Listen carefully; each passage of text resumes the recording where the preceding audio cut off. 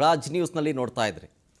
ಅಂತೂ ಇಂತೂ CLP ನಾಯಕನ ಆಯ್ಕೆ ಸರಾಗವಾಗಿದೆ. ಸ್ವಲ್ಪ ಗೊಂದಲಗಳ ಸೃಷ್ಟಿಯಾಗಿದ್ದುಂಟು, ಇರಲಿ, ಅದು ಸೈಡ್ಗೆ ಇಡೋಣ. ನೆಕ್ಸ್ಟ್ ಪ್ರೊಸೀಜರ್ ಈಗ ಮುಖ್ಯಮಂತ್ರಿಯ ಪದಗ್ರಹಣ ಆಗೋದಕ್ಕಷ್ಟೇ ಬಾಕಿ ಉಳ್ಕೊಂಡಿರೋದು. ಆದರೆ ಸವಾಲುಗಳು ಇನ್ನೂ ಮುಗಿದಿಲ್ಲ ಹೈಕಮಾಂಡ್ ನಾಯಕರಿಗೆ. ಯಾಕೆ ಹೀಗೆ ಹೇಳ್ತಾ ಇದ್ದೀನಿ ಅಂತಂತಂದರೆ, ಇನ್ನು DK ಶಿವಕುಮಾರ್ ಅವರ ಸಂಪುಟ ರಚನೆ ಆಗಬೇಕು, ಮಂತ್ರಿಗಳ ಆಯ್ಕೆ ಆಗಬೇಕು. ಹೈಕಮಾಂಡ್ ನಾಯಕರು ಒಂದು ಸೂತ್ರ ಇಟ್ಟಿದ್ರಲ್ಲ, 60 ವರ್ಷದ ಒಳಗಿನ ಹಿರಿಯರಿಗೆ ಜೊತೆಗೆ ಹೊಸಬರಿಗೆ ಮಣೆ ಹಾಕಿ ಅಂತ. ಸೊ ಹಂಗಂದ್ರೆ ಸಿದ್ದು ಸಂಪುಟದಲ್ಲಿ ಇದ್ದವರೆಲ್ಲರನ್ನೂ ಕೈ ಬಿಡಬೇಕಾಗತ್ತಾ, ಅಥವಾ ಸಿದ್ದು ಸಂಪುಟದಲ್ಲಿ ಇದ್ದಾರ ಒಂದು 5-6 ಜನರನ್ನ ಮತ್ತೊಮ್ಮೆ ಶಿವಕುಮಾರ್ ಅವರ ಸಂಪುಟದಲ್ಲಿ ಸೇರ್ಪಡೆಗೊಳ್ತಾರ? ಜೊತೆಗೆ ಸರ್ಕಾರ ರಚನೆ ಆದ ನಂತರ ಬೆಳವಣಿಗೆಗಳು ಬೇರೆ ರೀತಿಯಾಗಿ ಏನಾದರೂ ಆಗುತ್ತಾ? BJP ಈಗ ಆಲ್ರೆಡಿ ಹೇಳ್ತಾ ಇದೆ, DK ಶಿವಕುಮಾರ್ ಅವರಿಗೆ ಅಧಿಕಾರ ಕೊಟ್ಟರೆ ಆದಷ್ಟು ಬೇಗ, ಅಂದರೆ ಅವಧಿ ಮುಗಿಯುವ ಒಳಗಡೆ ಮತ್ತೊಂದು ಎಲೆಕ್ಷನ್ ಆಗಿಬಿಡುತ್ತೆ, ಅವಧಿ ಪೂರ್ವ ಎಲೆಕ್ಷನ್ ನಾವು ಎದುರಿಸ್ತೀವಿ, ನೋಡ್ತಾ ಇರಿ ಅಂತ ಸವಾಲಾಗ್ತಾ ಇದೆ. ಸೊ ಹಾಗಾಗಿ ಈ 2 ವರ್ಷಗಳ ಅವಧಿಯ ಸರ್ಕಾರ ಯಾವ ರೀತಿಯಾಗಿ ಮುಂದುವರಿಯುತ್ತೆ DK ಶಿವಕುಮಾರ್ ಅವರ ಅಂಡರ್ನಲ್ಲಿ, ಜೊತೆಗೆ ಮುಂದೆ ಇರುವಂತಹ ಸವಾಲುಗಳು, ಪ್ರಸ್ತುತ ಬೆಳವಣಿಗೆ, ಎಲ್ಲದರ ಬಗ್ಗೆ ಈ ಹೊತ್ತಿನ ಚದುರಂಗ ಡಿಬೇಟ್ ಕಾರ್ಯಕ್ರಮದಲ್ಲಿ ಚರ್ಚೆ ಮಾಡ್ತಾ ಹೋಗೋಣ. ಇದೇ ಈ ಹೊತ್ತಿನ ವಿಶೇಷ ಶಿವ ಯುಗ.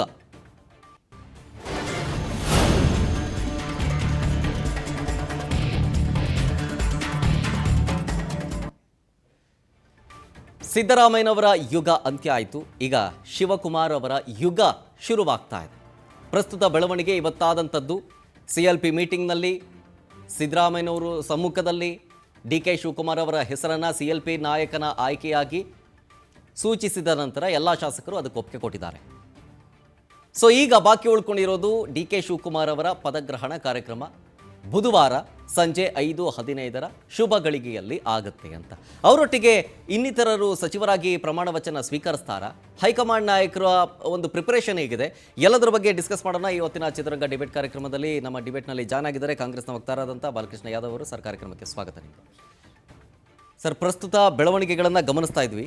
ಈಗ ಅಂತೋ ಇಂತೋ ಸಲೀಸಾಗಿ ನೋಡಿ, ಸಿದ್ದರಾಮಯ್ಯನವರ ಒಂದು ರಿಸೈನ್ ಕೂಡ ಅಷ್ಟೇ ತುಂಬ ಸಲೀಸಾಗಿ ಸರಾಗವಾಗಾಯಿತು. ಯಾವುದೇ ರೀತಿಯಾದಂಥ ಗೊಂದಲಗಳಾಗಲಿಲ್ಲ, ಹೈಡ್ರಾಮಾವೂ ಕೂಡ ಆಗಲಿಲ್ಲ. DK ಶಿವಕುಮಾರ್ ಅವರ ಆಯ್ಕೆ ಪ್ರಕ್ರಿಯೆಯೂ ಕೂಡ ಅಷ್ಟೇ ಯಾವುದೇ ಹೈಡ್ರಾಮಾ ಆಗಲಿಲ್ಲ. ಜೊತೆಗೆ ಗೊಂದಲಗಳು ಸಣ್ಣ ಪುಟ್ಟದ್ದಾಗಿತ್ತು, ನಿಮ್ಮ ಗಮನಕ್ಕೆ ಬಂದಿರಬೇಕದು. ಸ್ವಲ್ಪ DK ಶಿವಕುಮಾರ್ ಅವರ ಆಯ್ಕೆ ವಿಚಾರಕ್ಕೆ ಸಂಬಂಧಪಟ್ಟಂತೆ ಅವರು ಹೆಸರು ಹೇಳಲಿಲ್ಲ ಅನ್ನೋದು ಗೊಂದಲ. ಅದಾದಮೇಲೆ ಸುರ್ಜೇವಾಲಾ ಅವರ ಜೊತೆಗೆ ಒಂದು ಸಪ್ರೇಟಾಗಿ ಒಂದು ಮೀಟಿಂಗ್ ಮಾಡಿದ್ದು, ರಾಹುಲ್ ಗಾಂಧಿ ಅವರ ಜೊತೆ ಫೋನ್ ಮಾಡಿದ್ದು, ಅದಾದಮೇಲೆ ಮತ್ತೆ ಬಂದು ಅನೌನ್ಸ್ ಮಾಡಿದ್ದು, ಅದು ಸಣ್ಣ ಪುಟ್ಟ ಗೊಂದಲ ಬಿಟ್ಟರೆ ಇನ್ಯಾವುದೇ ರೀತಿಯಾದಂಥ ದೊಡ್ಡ ಹೈಡ್ರಾಮಾ ಅಂತೂ ಆಗಲಿಲ್ಲ. ಸೊ ಹಾಗಾಗಿ ಇದೇ ರೀತಿಯಾಗಿರುತ್ತಾ ಸಂಪುಟವನ್ನು ರಚನೆ ಮಾಡೋದು, ಅಥವಾ ಅಲ್ಲೂ ಏನಾದರೂ ಹೈಡ್ರಾಮಾ ಕ್ರಿಯೇಟ್ ಆಗುತ್ತೆ ಅಂತ BJP ನಾಯಕರು ಹೇಳ್ತಾ ಇದ್ದಾರೆ. ದೊಡ್ಡ ಸವಾಲಿದೆ, ಅಷ್ಟು ಸುಲಭ ಅಲ್ಲ ಸಚಿವ ಸಂಪುಟ ರಚನೆ ಮಾಡೋದು ಅಂತ. ಏನು ಹೇಳ್ತೀರಿ?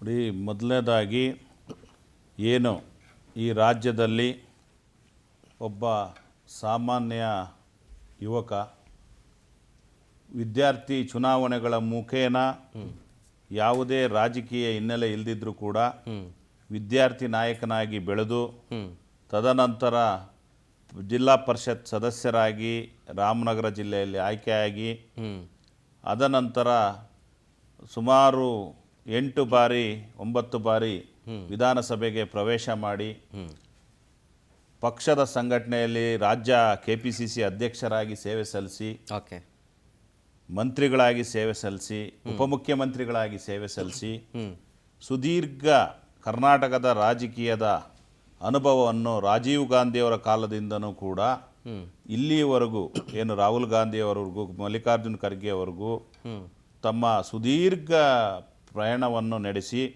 ಆಯ್ಕೆಯಾಗಿರ್ತಕ್ಕಂತಹ ನಮ್ಮ ನಾಯಕರಾಗಿರ್ತಕ್ಕಂತಹ ಸನ್ಮಾನ್ಯ DK ಶಿವಕುಮಾರ್ ಅವರಿಗೆ ತಮ್ಮ ರಾಜ್ ನ್ಯೂಸ್ನಿಂದ ನನ್ನ ವೈಯಕ್ತಿಕ ಹಾಗೂ ಈ ರಾಜ್ಯದ ಜನತೆಯ ಪರವಾಗಿ ಅಭಿನಂದನೆಗಳನ್ನು ಸಲ್ಲಿಸ್ತಾ ಇದ್ದೇನೆ. ಮೊದಲನೇದಾಗಿ. ಎರಡನೇದಾಗಿ ನೋಡಿ, ಈಗ ತಾವು ಹೇಳಿದ್ರಿ ಏನಂತ, ಒಂದು ಸಭೆ ನಡೀತು, ಅದರಲ್ಲಿ ಚರ್ಚೆ ಎಲ್ಲ ಆಯಿತು. ಸೊ ಅದು ನಮ್ಮ ಪದ್ಧತಿ. ಹೈಕಮಾಂಡ್ ಅದರ ನಂತರ ಹೈಕಮಾಂಡಿಗೆ ಮಾಹಿತಿಯನ್ನು ರವಾನಿಸಲಿಕ್ಕೆ ಸನ್ಮಾನ್ಯ KC ವೇಣುಗೋಪಾಲ್ ನಮ್ಮ ಆರ್ಗನೈಸೇಷನ್ ಜನರಲ್ ಸೆಕ್ರೆಟರಿ ಅವರು ಕೂಡ ಆಗಮಿಸಿದ್ರು. ಸುರ್ಜೇವಾಲಾ ಅವರು ಉಸ್ತುವಾರಿಗಳು ಕರ್ನಾಟಕದ ಅವರು ಕೂಡ ಆಗಮಿಸಿದ್ರು. ಸೊ ಎಲ್ಲ ಶಾಸಕರ ಸಮ್ಮುಖದಲ್ಲಿ ಹೈಕಮಾಂಡ್ನೊಂದಿಗೆ ಚರ್ಚೆ ಮಾಡಿ ತದನಂತರ ಅದು ಪದ್ಧತಿ ಪದ್ಧತಿ ಆಗಿರೋದ್ರಿಂದ ಆ ಪದ್ಧತಿಯಲ್ಲಿ ಸ್ವಲ್ಪ ಗೊಂದಲ ಆಗೋಯ್ತಲ್ಲ. ಸ್ವಲ್ಪ ಸಹಜ ಕಮ್ಯುನಿಕೇಶನ್ ಸಮ್ ಗ್ಯಾಪ್ ಆಗಿರುತ್ತೆ. ಅಲ್ಲಿ ಹೋಗಿ ಚರ್ಚೆ ಮಾಡಿ ಹೈಕಮಾಂಡಿಗೆ ತಿಳಿಸ್ಬೇಕು, ಅದು ಪದ್ಧತಿ. ಆದ ನಂತರ ವೆಲ್ಕಮ್ ಮಾಡ್ಕೊಬಿಡ್ತೀನಿ. JDS ವಕ್ತಾರರಾದಂಥ ರಿಷಿಕ್ ಗೌಡ ಅವರು ಕೂಡ ಜಾಯ್ನ್ ಆಗಿದ್ದಾರೆ ಸರ್. ಕಾರ್ಯಕ್ರಮಕ್ಕೆ ಸ್ವಾಗತ ನಿಮಗೆ. ಹಾಗೆ ಮಾತಾಡಿಸ್ತೀನಿ ಸರ್. ಯಾದವ್ ಸರ್ ಹೇಳ್ತಾ ಇದ್ರಿ. ಸೊ ಹಾಗಾಗಿ ಅದರ ನಂತರ ಸಿದ್ದರಾಮಯ್ಯನವರು ಪ್ರಪೋಸ್ ಮಾಡಿದ್ದಾರೆ. ಸೊ ಈ ಕರ್ನಾಟಕ ರಾಜ್ಯಕ್ಕೆ ಸನ್ಮಾನ್ಯ DK ಶಿವಕುಮಾರ್, ಉತ್ಸಾಹಿಗಳು ಆದಂಥ DK ಶಿವಕುಮಾರ್ ಉಪಮುಖ್ಯಮಂತ್ರಿಗಳೇನಿದ್ರು ಅವರು ಈ ಶಾಸಕಾಂಗ ಪಕ್ಷದ ನಾಯಕನಾಗಬೇಕು ಅಂತೇಳಿ. ಸೊ ಡಾಕ್ಟರ್ G ಪರಮೇಶ್ವರ್ ಮಾಜಿ KPCC ಅಧ್ಯಕ್ಷರು ಹಾಗೂ ಹಾಲಿ ಅವರು ಏನು ಗೃಹ ಸಚಿವರು ಇದ್ದಾರೆ ಅವರು ಕೂಡ ಅದಕ್ಕೆ ಅನುಮೋದನೆ ಕೊಟ್ಟಿದ್ದಾರೆ. ಅದಕ್ಕೆ ಎಲ್ಲ ಶಾಸಕರು ಕೂಡ ಸಂಪೂರ್ಣವಾಗಿ ಒಪ್ಪಿಗೆಯನ್ನು ಕೊಟ್ಟು ಅವಿರೋಧವಾಗಿ ಇವತ್ತು ಅವರನ್ನ ಶಾಸಕಾಂಗ ಪಕ್ಷದ ನಾಯಕನಾಗಿ ನಾವು ಆಯ್ಕೆ ಮಾಡಿದ್ವಿ. ಅದು ಹೈಕಮಾಂಡ್ ನಾಯಕರು ಹೇಳಿದ್ದಕ್ಕೆ ಸೂಚಿಸಿದ್ದಕ್ಕೆ ಹಿಂಗಾಯ್ತು. ಅಕಸ್ಮಾತ್ ಇಲ್ಲ ಅಂದಿದ್ರೆ ಆಬ್ವಿಯಸ್ಲಿ ಹೈಡ್ರಾಮಾ ಕ್ರಿಯೇಟ್ ಆಗ್ತಿತ್ತು. ನೋಡಿ ಸರ್, ಯಾವ ಹೈಡ್ರಾಮಾನೂ ಇಲ್ಲ. ಯಾಕಂತ ಹೇಳಿದ್ರೆ ಈ ಕಾಂಗ್ರೆಸ್ ಪಕ್ಷ ಏನು 2023ಕ್ಕೆ ಅಧಿಕಾರಕ್ಕೆ ಬಂತು, ಸೊ ಅಲ್ಲಿಂದನೂ ಕೂಡ ಬಹಳಷ್ಟು ಒಂದು ಸುದ್ದಿಗಳು, ಗಾಳಿ ಸುದ್ದಿಗಳು ಹರಿದಾಡ್ತಾ ಇದ್ವು. ಈಗ ಅಧಿಕಾರ ಬಿಟ್ಕೊಡೋದಿಲ್ಲ ಅಂತಾನು ಹೇಳ್ತಾ ಇದ್ರು. ಆದ್ರೆ ಸನ್ಮಾನ್ಯ ಅಧಿಕಾರ ಬಿಟ್ಕೊಡ್ತಾರೆ ಅಂತಾನೆ ಹೇಳ್ತಾ ಇದ್ದಿದ್ದು, ನೀವು ಅದನ್ನ ಗಾಳಿ ಸುದ್ದಿ ಅಂತ ಹೇಳ್ತಾ ಇದ್ರು. ಆದ್ರೆ ಈಗ ಸಿದ್ದರಾಮಯ್ಯನವರು ಯಾವುದೇ ಒಂದು ಸುಸೂತ್ರವಾಗಿ ಇವತ್ತು ಸನ್ಮಾನ್ಯ ರಾಹುಲ್ ಗಾಂಧಿ ಅವರ ಒಂದು ಹೈಕಮಾಂಡ್ ಏನಿದೆ ಎಲ್ಲ ಖರ್ಗೆ ಅವರು ಚರ್ಚೆ ಮಾಡಿ ಹೇಳಿದ ತಕ್ಷಣ, AICC ಹೇಳಿದ ತಕ್ಷಣ ಖಂಡಿತವಾಗೂ ಅವರು ಯಾವುದೇ ಮರು ಮಾತನಾಡದೆ ಬಂದು ರಾಜೀನಾಮೆಯನ್ನು ಕೊಟ್ಟು, ಸೊ ಅವರು ಸನ್ಮಾನ್ಯ ಸಿದ್ದರಾಮಯ್ಯನವರು ಕೂಡ ಒಂದು ಒಳ್ಳೆ ಆಡಳಿತವನ್ನು ರಾಜ್ಯದಲ್ಲಿ ನಡೆಸಿದ್ದಾರೆ.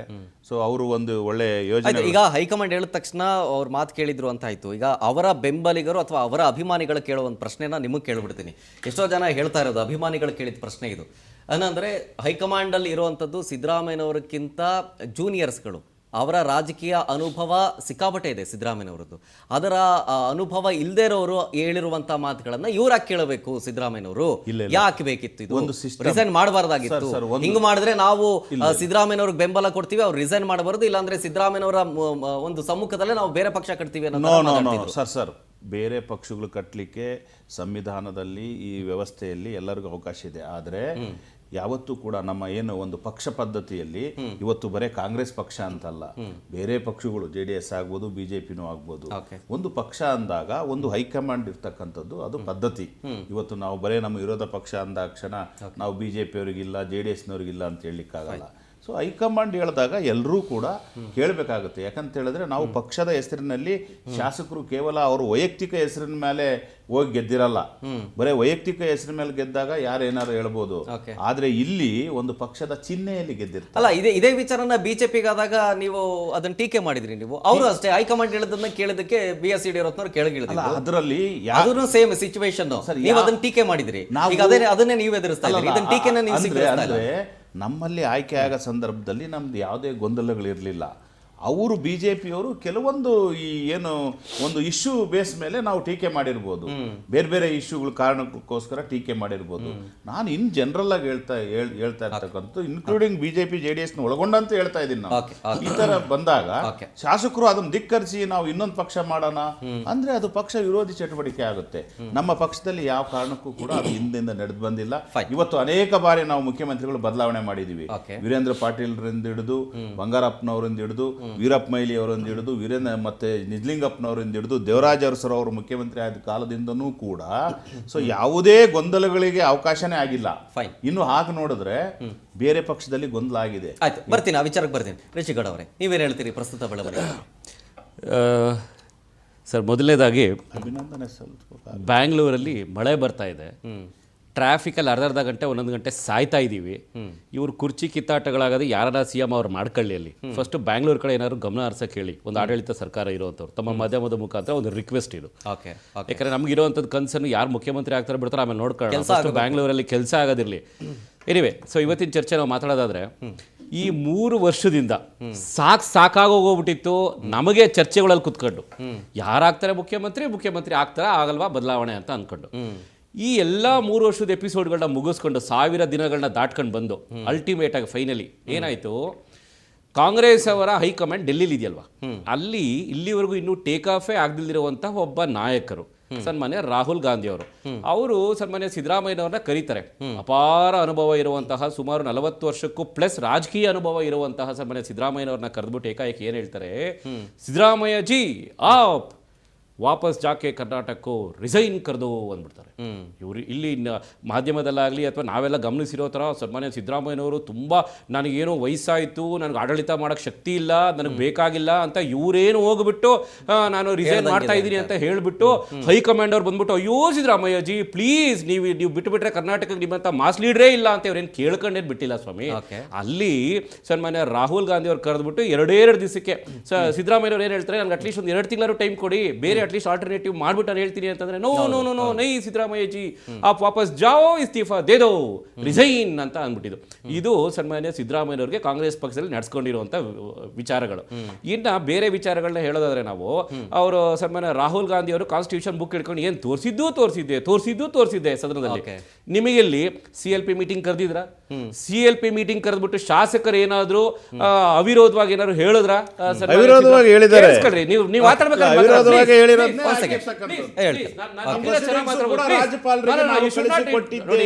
ಕೇಳಿಸ್ಕೊಳ್ಳಿ ನಿಮಿಷ, ನೀವು ಆಮೇಲೆ ಚರ್ಚೆ ಮಾಡೋಣ. ಸೊ ನಾವು ಒಂದು ಸಂವಿಧಾನ ಕಾನ್ಸ್ಟಿಟ್ಯೂಷನ್ ಅಂತ ಹೇಳಿದಾಗ ಅಥವಾ ಒಂದು CLP ಸಭೆ ಅಂತ ಕರೆಯೋದು ಏನಕ್ಕೆ ಅಂತಂದ್ರೆ, ಇವರು ಯಾರನ್ನ ಆಯ್ಕೆ ಮಾಡಿ ಕಳ್ಸಿರುವಂತಹ ಶಾಸಕರಿದಾರಲ್ಲ, ಆ ಶಾಸಕರು ಅವ್ರ ಕ್ಷೇತ್ರದಲ್ಲಿರೋ ಜನಕ್ಕೆ ಮಾಡಿದ ಮೋಸ ಇದು. ಯಾಕೆ ಅಂತ ಹೇಳಿದ್ರೆ ಹೈಕಮಾಂಡ್ ಯಾರನ್ನ ಹೇಳಿದ್ರು ಹೈಕಮಾಂಡ್ ಹೇಳ್ದಂಗೆ ನಡೀತದೆ ಅಂತ ಹೇಳಿದ್ರೆ ಸರ್ ಆಯ್ತು ಸರ್ ಪ್ಲೀಸ್ ಶಾಸಕರು ಆಯ್ಕೆ ಆಗಿರೋದು ಪಕ್ಷದ ಡಿಬೇಟ್ ಮಾಡಕ್ ಬಿಡಲ್ಲ ಅಷ್ಟೇ.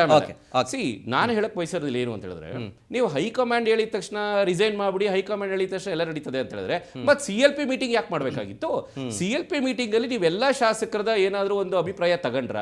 ಎಲ್ಲಾ ಶಾಸಕರು ಏನಾದ್ರು ಇಲ್ಲ ನಮ್ಗೆ ಸನ್ಮಾನ್ಯ ಸಿದ್ದರಾಮಯ್ಯನವರೇ ನೀವು ಬೇಡ ಕೆಳಗಿಳಿರಿ, ನೀವು ಚೆನ್ನಾಗಿ ಆಡಳಿತ ಮಾಡ್ತಾ ಇರ್ಲಿಲ್ಲ ಅಥವಾ ನಿಮ್ಗೆ ವಯಸ್ಸಾಗೋಯ್ತು ಅಂತ ಏನಾದ್ರು ಹೇಳ್ಬಿಟ್ಟು ಕೆಳಗಿಳಿಸಿದ್ರ? ಇಲ್ವಲ್ಲ. ಸೊ ಹೈಕಮಾಂಡ್ ಹೇಳಿತ್ತು ರಿಸೈನ್ ಮಾಡಿದ್ರು. ಇದು ಫಸ್ಟ್ ಸ್ಟೋರಿ. ಏನೋ ಸನ್ಮಾನ್ಯ ಸಿದ್ದರಾಮಯ್ಯನವರ ಕೆಳಗಡೆ ಇಳಿಸಿದ್ದು. ಅದಕ್ಕೆ ಸನ್ಮಾನ್ಯ ಸಿದ್ದರಾಮಯ್ಯನವ್ರು ಏನ್ ಹೇಳ್ತಾರೆ, ನಾನು ರಾಜ್ಯಸಭೆ ಸೀಟ್ ತಗೊಳ್ಳಲ್ಲ, ನಾನು ಕರ್ನಾಟಕದಲ್ಲೇ ಇರ್ತೀನಿ, ನಾನು ಇನ್ನೂ 2 ವರ್ಷ ಇಲ್ಲೇ ಇರ್ತೀನಿ, ನಾನು MLA ಆಗಿ ಇಲ್ಲೇ ಇರ್ತೀನಿ ಅಂತಂದ್ರು. What does that mean? He wants to be in the state politics. So he wants to be the state politics ಅಂತ ಹೇಳೋದಾದ್ರೆ ಆನ್ ವಾಟ್ ಬೇಸಿಸ್? ಏನ್ ರೋಲ್ ಏನಿದೆ? ಯಾಕೆ ಹೈಕಮಾಂಡ್ ನಾಯಕರು ರಾಷ್ಟ್ರ ರಾಜಕಾರಣಕ್ಕೆ ಬನ್ನಿ ಅಂತ ಕರೆದ್ರು ಸಿದ್ದರಾಮಯ್ಯನವ್ರು ಯಾಕೆ ಹೋಗ್ಲಿಲ್ಲ? ಭಯ ಕಾಡ್ತಾ ಇದೆಯಾ? ವರ್ಚಸ್ ಕುಂದೋಗುತ್ತೆ ಅಂತ ಕಾಡ್ತಾ ಇದೆಯಾ? ಏನು ಸಮಸ್ಯೆ? ಈಗ ಅವರು ಸಿದ್ದರಾಮಯ್ಯನವರಿಗೆ ನೀವು ಹೈಕಮಾಂಡ್ಗೆ ಬನ್ನಿ ಯಾಕಂತ ಹೇಳಿದ್ರೆ ಅಲ್ಲ, ಹೈಕಮಾಂಡ್ ಹೇಳ್ದಂಗೆ ಕೇಳ್ತೀವಿ ಅಂದಾಗ ಇದನ್ನು ಕೇಳಬಹುದಾಗಿತ್ತಲ್ಲ ಸರ್. ಹೇಳ್ಬಿಡ್ತೀನಿ ಸರ್. ಈಗ ಕರ್ನಾಟಕ ರಾಜ್ಯದಲ್ಲಿ ಅವರು ಕೊಟ್ಟಂತಹ ಜನಪ್ರಿಯ ಆಡಳಿತ, ಅದರ ಮಾದರಿಯನ್ನು ನಮ್ಮ ಪಕ್ಷ ಇಡೀ ರಾಷ್ಟ್ರಾದ್ಯಂತ ಅವ್ರನ್ನ ಉಪಯೋಗಿಸ್ಕೊಂಡು ಸೊ ಅವ್ರನ್ನ ಸಂಘಟನೆಗೆ ನಾವು ತೊಡಗಿಸ್ಕೊಂಡು ದೆಹಲಿ ರಾಜಕಾರಣ ಏನು ಸೆಂಟ್ರಲ್ ಕರ್ಕೊಂಡು ಹೋಗ್ಬೇಕಂತ ಪ್ರಸ್ತಾಪ ಇಟ್ಟಿದ್ದಾರೆ. ಆದ್ರೆ ಇನ್ನೂ ಅದಾಗಲಿಲ್ಲ ಅಂತ ತಾವೇ ಇವ್ರು ಬಿಜೆಪಿ ಅವರು JDS ಥಿಂಕ್ ಮಾಡಬೇಕು. ಇನ್ನು ರಾಜ್ಯಸಭೆಗೆ ಇನ್ನು 8ನೇ ತಾರೀಕು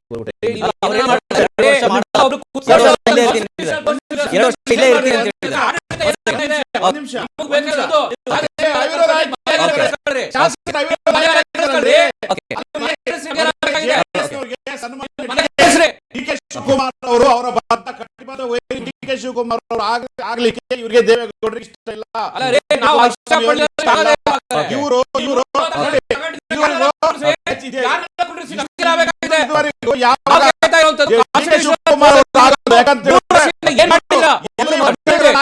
DK ಶಿವಕುಮಾರ್ ಪಡ್ಕಂತವ್ರು ರಾಜ್ಯದ JDS ನಿರ್ನಾಮ ಆಗ್ತದೆ ಅಂತಕ್ಕಂಥ ನಿಮ್ಮಲ್ಲಿರೋ ಅರ್ಧಕ್ಕರ್ಧ ಜನ ಎಲ್ಲ JDS ಅವರೇ ಇರೋದು. JDS ನ ವಕ್ತಾರರು ಎಲ್ಲಿ JDS ನಿರ್ನಾಮ ಆಗ್ಬಿಡುತ್ತೆ ಈಗ ಸನ್ಮಾನ್ಯ DK ಶಿವಕುಮಾರ್ ಬಂದ ಮೇಲೆ ಅಂತೇಳಿ ಭಯ. ಒಂದು ಫಾರ್ಮಾಲಿಟೀಸಿಗಾದ್ರೂ JDS ಆಯ್ತು ಒಬ್ಬ ನಾಯಕರ ಆಗಿದ್ದಾರೆ, ಅದರಲ್ಲೂ ತಗೊಳ್ಳಿ ಬಿಡ್ರಿ, ಇನ್ನು ತಗೊಳ್ಳಿ ಇವತ್ತು CM ಆಗಿಲ್ವಲ್ಲ, ಸಮುದಾಯದಿಂದ ಆಗಿದ್ದಾರೆ, ಇನ್ನು CM ಆಗಿಲ್ವಲ್ಲ ಅಂತ ಒಂದು ಆಹ್ವಾನ ಕೂಡ ಕೊಡ್ತಾ ಇಲ್ಲ. ಇನ್ನು CM ಆಗಿಲ್ವಲ್ಲ. ಕೇಳ್ತೀನಿ CM ಆಗ್ಲಿ ಬಿಡ್ರಿ, ಆಮೇಲೆ ಮಾತಾಡೋಣ. ರಿಷಿಕ್ ಅವರೇ, ಇವರ ಒಂದು ಪ್ರಶ್ನೆ ಏನಂತಂದ್ರೆ, ಒಕ್ಕಲಿಗ ಪ್ರಬಲ ನಾಯಕರಾಗಿ ಡಿ ಕೆ ಶಿವಕುಮಾರ್ ಅವರು ಗುರುತಿಸ್ಕೊಂಡಿದ್ದಾರೆ. ನಿಮ್ಮ ಹಳೆ ಮೈಸೂರು ಭಾಗನ ಇದರಿಂದ ಕಳ್ಕೊಂತೀರಿ, ಅವರೇ ಸ್ಟ್ರಾಂಗ್ ಇದ್ದಾರೆ ಈಗ ಅನ್ನುವಂತ ಮಾತು. ನಿಮ್ಮ ವರ್ಚಸ್ಸು ಅಥವಾ ನಿಮ್ಮ ಒಂದು ಹಿಡಿತಾ ಇದೆಯಲ್ಲ ಹಳೆ ಮೈಸೂರು ಭಾಗದಲ್ಲಿ, ಅದನ್ನ ಕಳ್ಕೊಂಡ್ಬಿಡ್ತೀರಾ ಅನ್ನೋ ಭಯ ಕಾಡ್ತಿದೆ ನಿಮ್ಗೆ ಅಂತ. ಸರ್, ಎರಡು ವಿಚಾರ ಸರ್. ಒಂದು ಕಮ್ಯುನಿಟಿಯಾಗಿ ಮಾತಾಡೋಣ, ಇನ್ನೊಂದು ಪೊಲಿಟಿಕಲ್ ಪಾರ್ಟಿಯಾಗಿ ಮಾತಾಡೋಣ. Okay. ಒಂದು ಜೊತೆಗೆ practical ಆಗೂ ಸ್ವಲ್ಪ ಮಾತಾಡೋಣ. ಪ್ರಾಕ್ಟಿಕಲ್ ಆಗೂ ಮಾತಾಡೋಣ. ಮೂರನೇ ವಿಚಾರ, so as a community wise ಮಾತಾಡೋದಾದ್ರೆ, ನಾನು ಒಬ್ಬ ಒಕ್ಕಲಿಗ, ನಾನು ಒಬ್ಬ ಗೌಡ, ಸರಿನಾ? ನಮ್ಮ ಒಂದು ಕಮ್ಯುನಿಟಿಯಲ್ಲಿ ಒಬ್ರು ನಾಯಕರು ಇವತ್ತು CM ಆಗ್ತಾರೆ ಅಂತ ಹೇಳಿದ್ರೆ, as a community person I will always support. ಆಗ್ಲಿ ಬಿಡಿ, ಯಾಕೆ ತಪ್ಪು? ಆಗ್ಲೇಬೇಡ್ದು ಅಂತ ನಾನು ಎಲ್ಲೂ ಹೇಳ್ತಾ ಇಲ್ಲ. ಆಗ್ಲಿ, ಇವರಾಗ್ಲಿ, ಇನ್ನೂ 10 ಜನ ನಮ್ಮ ಕಮ್ಯುನಿಟಿಯಿಂದ ಆಗ್ಲಿ, ನಮ್ಗದು ಖುಷಿನೇ ಅದು. ಸೊ ಅದನ್ನ ಕ್ಲಾರಿಟಿ ಕೊಟ್ಟಿದ್ದೀನಿ. ಎರಡನೇದು, ಕಮ್ಯುನಿಟಿ ಆಗ್ತಿರೋರ್ ಖುಷಿನ ಒಟ್ಟಿಗೆ ಅಲ್ಲಲ್ಲ, ಒಳ್ಳೆ ಒಳ್ಳೆ ನಾಯಕ ಆಗ್ತಾ ಇದಾರ ಇಲ್ವಾ ಅನ್ನೋ ಪ್ರಶ್ನೆ ಬೇರೆ. ನೋಡಿ, ನಮ್ಮ ಕಮ್ಯುನಿಟಿಯಿಂದ ಒಕ್ಕಲಿಗ ಜನಾಂಗದಿಂದ ಸಪೋರ್ಟ್ ಮಾಡೋದಕ್ಕಿಂತ ಒಳ್ಳೆ ಕೆಲಸಗಾರರನ್ನ ಆಯ್ಕೆ ಮಾಡಬೇಕು. ನೋಡಿ, ಈಗ ನಿಮಿಷ ಸರ್, ಪ್ಲೀಸ್, ನನ್ನನ್ನು ಕೇಳಿದ್ದಾರೆ. ಅಲ್ಲ, ನೀವು JDS ಅವರ, ನೀವು ಕಾಂಗ್ರೆಸ್ ಅವ್ರ, JDS ನಾನು ಹೇಳ್ತೀನಿ, ಕೇಳಿಸ್ಕೊಳ್ಳಿ. ಈಗ ಕೇಳಿಸ್ಕೊಳ್ಳಿ ಸರ್, ನಾನು ಒಕ್ಕಲಿಗ, ನಾನು JDS ಆನ್ಸರ್ ಮಾಡ್ತೀನಿ, ಸ್ವಲ್ಪ ಸಮಾಧಾನವಾಗಿರಿ. ನಾನು ಹೇಳಕ್ ಬಯಸಿರೋದು ಏನು ಅಂತಂದ್ರೆ, ಒಬ್ಬ ಜನಾಂಗದಿಂದ ನಾಯಕ ಅತ್ಯುತ್ತಮ ಸ್ಥಾನಕ್ಕೆ ಹೋಗ್ತಾ ಇದ್ದಾರೆ ಅಂತ ಹೇಳಿದ್ರೆ ನಾವು ಸಪೋರ್ಟ್ ಮಾಡಕ್ ರೆಡಿ ಇದೀವಿ, ಸರಿನಾ? ಎರಡನೇದು, ನೀವು ಒಕ್ಕಲಿಗರ ನಾಯಕ, ಅತ್ಯುತ್ತಮ ನಾಯಕ, ಶ್ರೇಷ್ಠ ನಾಯಕ ಇವರೇ ಆಗ್ತಾರ ಅಂತ ಹೇಳಿದ್ರೆ, ಈಗ CM ಆದ್ಮೇಲೆ ಮಾಡ್ಲಿ ಬಿಡಿ, ಕಮ್ಯುನಿಟಿಗೆ ಏನ್ ಮಾಡ್ತಾರೋ, ಜನಾಂಗಕ್ಕೆ ಏನ್ ಮಾಡ್ತಾರೋ ಅದ್ರ ಮೇಲೆ ಮುಂದಿನ ದಿನಗಳಲ್ಲಿ ಬೇಕಾದ್ರೆ ಕನ್ಸಿಡರ್ ಮಾಡೋಣ. ಆದ್ರೆ ಸೋಫಾರ್ ಇವಾಗ ಅನ್ಡಿಸ್ಪ್ಯೂಟೆಡ್ ಆಗಿರುವಂತದ್ದು ಸನ್ಮಾನ್ಯ ಕುಮಾರಣ್ಣನವರೇನೆ ಒಕ್ಕಲಿಗರ ನಾಯಕ ಇವತ್ತಿಗೂನು. ಸೊ ಇದು ಕ್ಲಾರಿಟಿ ಒಂದು ನಿಮಗೆ ಆಸ್ ಎ ಕಮ್ಯುನಿಟಿ. ಇನ್ನು ಎರಡನೇದು JDS ಪಾರ್ಟಿ ಅಂತ ಮಾತಾಡೋಣ. ಕೇಳಿಸ್ಕೊಳ್ರಿ, ಆಯ್ತು, ಅದಕ್ಕೆ ಚರ್ಚೆ ಮಾಡೋಣ. ಈಗ JDS ಪಾರ್ಟಿ ಅಂತ ಮಾತಾಡೋಣ sir, please allow me to talk. As a JDS party ಅಂತ ಮಾತಾಡೋಣ. ಆಸ್ ಎ JDS ಪಾರ್ಟಿ ಅಂತ ನಾವು ಮಾತಾಡೋದಾದ್ರೆ, ಸನ್ಮಾನ್ಯ ಸಿದ್ದರಾಮಯ್ಯನವರು ಏನಾದ್ರು ಇನ್ನು ಕುರ್ಚಿ ಮೇಲೆ ಇದ್ದಿದ್ರೆ ನಮಗೆ ಎಲ್ಲೋ ಒಂದ್ ಕಡೆ ಒಂದು ಸ್ವಲ್ಪ ಕಷ್ಟ ಆಗ್ತಾ ಇತ್ತು ಅವ್ರನ್ನ ಅಟ್ಯಾಕ್ ಮಾಡಕ್ಕೆ. ಬಿಕಾಸ್ ತುಂಬಾ ಸುದೀರ್ಘವಾಗಿ ರಾಜಕಾರಣ ಮಾಡ್ಕೊಂಡ್ ಬಂದಿದ್ದಾರೆ ಅವರು. ಒಬ್ಬ ವಿರೋಧ ಪಕ್ಷ ನಾಯಕರಾದ್ರೂ ಆಗಿರ್ಲಿ ಅಥವಾ ಆಡಳಿತ ಪಕ್ಷದ CM ಆದ್ರೂ ಆಗಿರ್ಲಿ, ಸ್ವಲ್ಪ ಎಲ್ಲ ಒಂಚೂರು ಕಷ್ಟ ಆಗ್ಬೋದಾಯ್ತು, ನಮ್ಮನ್ನ ಅವ್ರನ್ನ ಎದುರಿಸಬಹುದು ಅನ್ನೋದು ಇತ್ತೇ ಬಿಡ್ತು. ಸನ್ಮಾನ್ಯ DK ಶಿವಕುಮಾರ್ನೆಲ್ಲ ಎದುರಿಸೋದೇನು ಭಾರಿ ಕಷ್ಟ ಅಲ್ಲ ನಮಗೆ. ಸೊ ಅದು ಎರಡನೇದು. ಮೂರನೇದು, ಹಳೆಯ ಮೈಸೂರು ಭಾಗದಲ್ಲಿ ನಮ್ಮ ಪ್ರಾಬಲ್ಯ ಕಡಿಮೆ ಆಗ್ಬಿಡ್ತದೆ ಹಂಗೆ ಹೀಗೆ ಅಂತ ಹೇಳೋದೇ ಆದ್ರೆ, ಇದಕ್ಕೆ ಉದಾಹರಣೆಗೆ ನಮ್ಮ ಸ್ನೇಹಿತರು ಪಾಪ ಅವಲೇ ಕುಣಿತಾ ಇದ್ರು. ಸನ್ಮಾನ್ಯ DK ಸುರೇಶರ್ ಅವ್ರ ತಮ್ಮನ್ನೇ ಗೆಲ್ಸ್ಕೊಳಕ್ ಆಗಿಲ್ಲ ಅವ್ರ ಯೋಗ್ಯತೆಗೆ. ಅರ್ಥ ಆಗ್ತಾ ಇದೆಯಾ? ನಾಳೆ ಅವ್ರು ಗೆದ್ರು 1, 2, 3 ಸೀಟ್ ಗೆಲ್ತಾರೆ ಬಿಟ್ರೆ ಹಳೆ ಮೈಸೂರು ಭಾಗದಲ್ಲಿ ಅಥವಾ ಈ ರೀಜನ್ ಅಲ್ಲಿ ನಿಮ್ಗೆ ಯಾವ ಮಾಸ್ ಲೀಡರ್ ಅಲ್ಲ, ಏನಲ್ಲ. ಅರ್ಥ ಆಗ್ತಾ ಇದೆಯಾ? ನಿಮ್ಗೆ ಹಳೆ ಮೈಸೂರು ಭಾಗದಲ್ಲಿ ಇವಾಗ ಏನು ಇವರು ಕಾಂಗ್ರೆಸ್ ಅಲ್ಲಿ ಇದಾರಲ್ಲ 20 ರಿಂದ 25 ಜನ, ಅವರೆಲ್ಲ ನಮ್ಮಲ್ಲಿ ಇದ್ದಿರೋರೇನೆ. ಅವರೆಲ್ಲ ಆಲ್ರೆಡಿ ಅವರಿಗೆ ಗರ್ವಾಪಸಿ ಆಗ್ತಾ ಇದೆ. ಎಲ್ಲ ಅರ್ಧಕ್ಕರ್ಧ ಜನ ವಾಪಸ್ ನಮ್ಮ ಏನದು JDS ಪಕ್ಷದಿಂದ ನೆಕ್ಸ್ಟ್ ಕಂಟೆಸ್ಟ್ ಮಾಡಕ್ಕೆ ರೆಡಿಯಾಗಿ ವಾಪಸ್ ಎಲ್ಲ ಬರ್ತಾ ಇದ್ದಾರೆ. ಸೊ ಅದ್ರ ಬಗ್ಗೆ ನಮ್ಗೆ ಏನು ಭಯನೇ ಇಲ್ಲ. ಇನ್ನು ಮೂರನೇ ವಿಚಾರ ಹೇಳೋದಾದ್ರೆ, ನಮ್ಮದು ಬರೀ ಹಳೆ ಮೈಸೂರು ಭಾಗ ಅಷ್ಟೇ ಅಲ್ಲ. ನಾವು ಬರುವ 2028 ಚುನಾವಣೆಯಲ್ಲಿ ಹಳೆ ಮೈಸೂರು ಭಾಗ ಬಿಟ್ಟು ಒಟ್ಟಾರೆ ಕರ್ನಾಟಕದಲ್ಲಿ ಹಳೆ ಏನದು ಮೈಸೂರು ಭಾಗ ಪ್ಲಸ್ ಹೈದರಾಬಾದ್ ಕರ್ನಾಟಕ ಇರ್ಬೋದು, ಕೋಸ್ಟಲ್ ರೀಜನ್ ಇರ್ಬೋದು, ಅಥವಾ ನಿಮಗೆ ಬರಗಾಲ ಏನಂತ ಇದೆ ಅಥವಾ ಈ ಈಸ್ಟರ್ನ್ ರೀಜನ್, ಅದು ಆ ಎಲ್ಲಾ ಭಾಗಗಳಲ್ಲೂ ಒಳ್ಳೆ ಒಲವು ಇದೆ ನಮಗೆ. ಇದು ನಾನು ಹೇಳಕ್ ಬಯಸಾಗ್ತೀನಿ. ಮೈತ್ರಿ ಮಾಡ್ಕೊಂಡಿದ್ದಾರಲ್ಲ, ನಾನು ಹೇಳ್ತಿರೋದು NDA ಮೈತ್ರಿಕೂಟದಲ್ಲಿ ನಾವೇನಿದ್ದೀವಿ, ನಮಗೆ ಈ ಎಲ್ಲಾ ವರ್ಚಸ್ಗಳು ಇದೆ. ಈಗ ನಿನ್ನೆ 2-3 ದಿವಸದಲ್ಲಿ ಸನ್ಮಾನ್ಯ ಸಿದ್ದರಾಮಯ್ಯನವರು ರಿಸೈನ್ ಮಾಡಿದಾಗ ಬೇರೆ ಬೇರೆ ತಮ್ಮ ಮಾಧ್ಯಮಗಳಲ್ಲೇ ಕುತ್ಕೊಂಡಾಗ ಅವರದೇ ಕೆಲವೊಂದು ಜನಾಂಗದ ನಾಯಕರುಗಳು ಬಂದಿದ್ರು, ಅಧ್ಯಕ್ಷರುಗಳು, ನಾಯಕರು ಎಲ್ಲರೂ. ನಾವು ಅವ್ರನ್ನ ಕೇಳಿದಾಗ ಏನ್ ಹೇಳಿದ್ರು, ಅವ್ರು ಇವತ್ತಿನವರೆಗೂ ನಾವು ಸಪೋರ್ಟ್ ಮಾಡ್ತಾ ಇದ್ದಿದ್ದು ಸನ್ಮಾನ್ಯ ಸಿದ್ದರಾಮಯ್ಯನವರು ಇದ್ರು ಮಾಸ್ ಲೀಡರು, ಅಹಿಂದ ನಾಯಕರು ಅಂತ ಮಾತ್ರನೇ ಕಾಂಗ್ರೆಸ್ಗೆ. ಈಗ ಸನ್ಮಾನ್ಯ ಸಿದ್ದರಾಮಯ್ಯನವರು ಕೆಳಗಿಳಿದ ಮೇಲೆ ಯಾವ ಅಹಿಂದ ನಾಯಕನೂ ಇಲ್ಲ ಕಾಂಗ್ರೆಸ್ ಅಲ್ಲಿ. OBC ಮತ್ತು ಕುರುಬ ಗಮನಿಸಿದ್ರೆ ಚಾಮುಂಡೇಶ್ವರಿಯಲ್ಲಿ ಮೊನ್ನೆ ಒಂದು ಸಭೆ ಮಾಡಿದ್ವಿ, ಕುರುಬ ಸಮಾವೇಶವನ್ನು ಮಾಡಿದ್ವಿ. ನಾವು ಗಮನಿಸಿದ್ರೆ ನಾವು ಕುರುಬ ಪೇಟ ಹಾಕೊಂಡ್ವಿ, ಯೆಲ್ಲೋ ಕಲರ್ ಶಾಲಾ ಹಾಕೊಂಡಿದ್ವಿ. ಅಂದ್ರೆ ಕುರುಬ ಜನಾಂಗದವರು ಇವತ್ತು ಆಲ್ರೆಡಿ ನಮಗೆ JDS ಸಪೋರ್ಟ್ ಮಾಡಕ್ಕಿದ್ದಾರೆ. ಇನ್ನು ಸ್ವಲ್ಪ ಮುನ್ಸ್ಕೊಂಡಿರುವಂತಹ ಬೇರೆ ಅಹಿಂದ ಕಾನ್ಸಂಟ್ರೇಟ್ ಮಾಡ್ತಾ ಇದ್ದೀರಾ? Yes, of course, 100%. ಸೊ ನಮಗೆ ಇಟ್ಸ್ ವೆರಿ ಈಸಿ, ನಾವೆಲ್ಲೂ ಕಳ್ಕೊಳ್ಳೋದಿಲ್ಲ, ನಮ್ಗೆ ಇನ್ನೂ ಜಾಸ್ತಿ ಆಗುತ್ತೆ. We are the alternative. ಕೇಳ್ತೀನಿ ಬಾಲಕೃಷ್ಣ. ರಾಜ್ಯದ ಇತಿಹಾಸವನ್ನು ತಾವು ಗಮನಿಸಿ. ಈಗ 94ರಲ್ಲಿ JDS ಸ್ಥಿತಿ 100 ಚಿಲ್ಲರ ಸೀಟು, 114 ಸೀಟ್ ಬಂತು. ಅದಾದ ನಂತರ 99ರಲ್ಲಿ 10 ಸೀಟ್ JDS, 17 ಸೀಟು JDU ಬಂತು. ಸೊ ಅದಾದ ನಂತರ ಮತ್ತೆ 2004ರಲ್ಲಿ 65ಕ್ಕೆ JDS ಇಳಿತು. ಅಂದ್ರೆ ಬರ್ತಾ ಬರ್ತಾ ಕಮ್ಮಿ. ಹೌದು, ಅದಾದ ನಂತರ ನೋಡಿ ನೀವು JDS 2018ಕ್ಕೆ ಎಷ್ಟು ಬಂತು? 47 ಸೀಟಿಗೆ ಬಂತು. 2023ಕ್ಕೆ ಸನ್ಮಾನ ಇದನ್ನೆಲ್ಲ DK ಶಿವಕುಮಾರ್ ಅವರು ಹೇಳ್ತಾ ಇದ್ರು 2023ರಲ್ಲಿ ಏನಾಗುತ್ತೆ ಅಂತ. ಅವತ್ತು ಸನ್ಮಾನ್ಯ DK ಶಿವಕುಮಾರ್ ಅವರು ಅವರ ಅವಿರತ ಶ್ರಮದಿಂದ ಈ ಸಂಪೂರ್ಣವಾಗಿ ಏನು ಹಳೆ ಮೈಸೂರು ಭಾಗದಲ್ಲಿ ಹೋರಾಟವನ್ನು ಮಾಡಿದ್ರು. ಒಕ್ಕಲಿಗರ ಮತ ಗಳಿಸಲಿಕ್ಕೆ ಇಡೀ ರಾಜ್ಯಾದ್ಯಂತ ಹೋರಾಟ ಮಾಡಿದ್ರು. ಸೊ ಅವತ್ತು ಕೂಡ 21 ಸೀಟು ಬಂದು ನಿಂತ್ಕೊಂತು. ಇವತ್ತು ಭವಿಷ್ಯ ನುಡಿತಾ ಇದೀವಿ.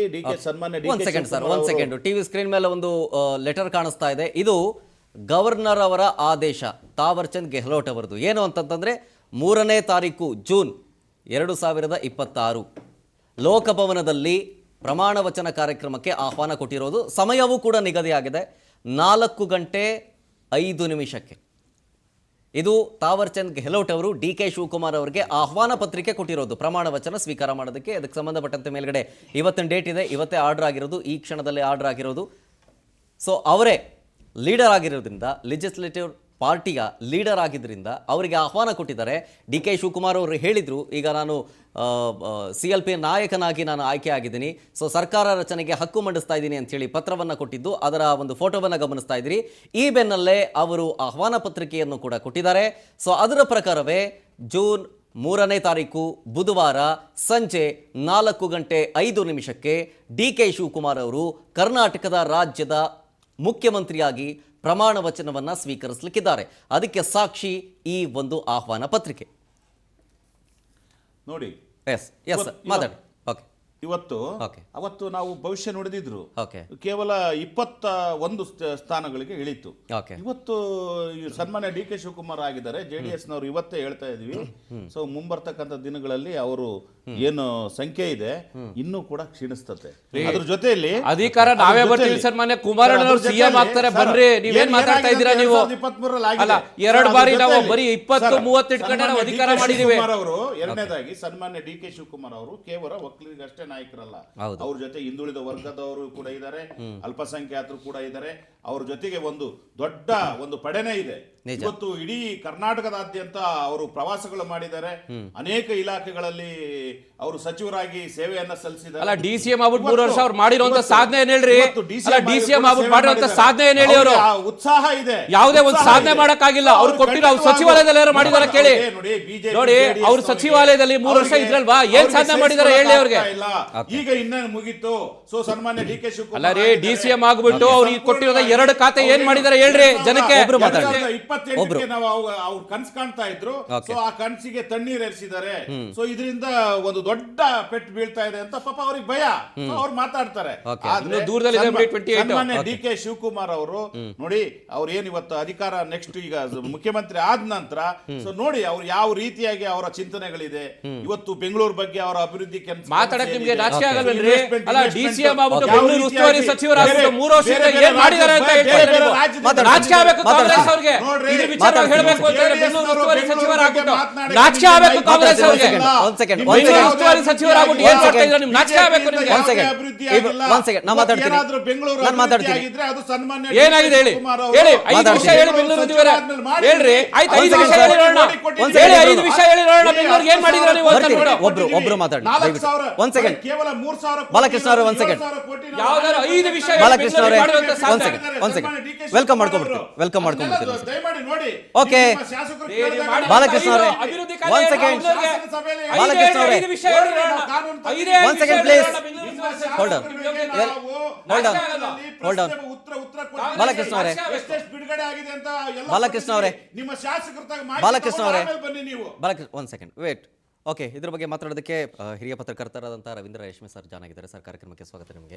ಈಗ ಪ್ರಸ್ತುತ ಬೆಳವಣಿಗೆ ಅಂತೂ ಇಂತೂ 3 ವರ್ಷದ ಒಂದು ಸರ್ಕಸ್ಸು ಮುಗಿದಂತ ಕಾಣಿಸ್ತಾ ಇದೆ.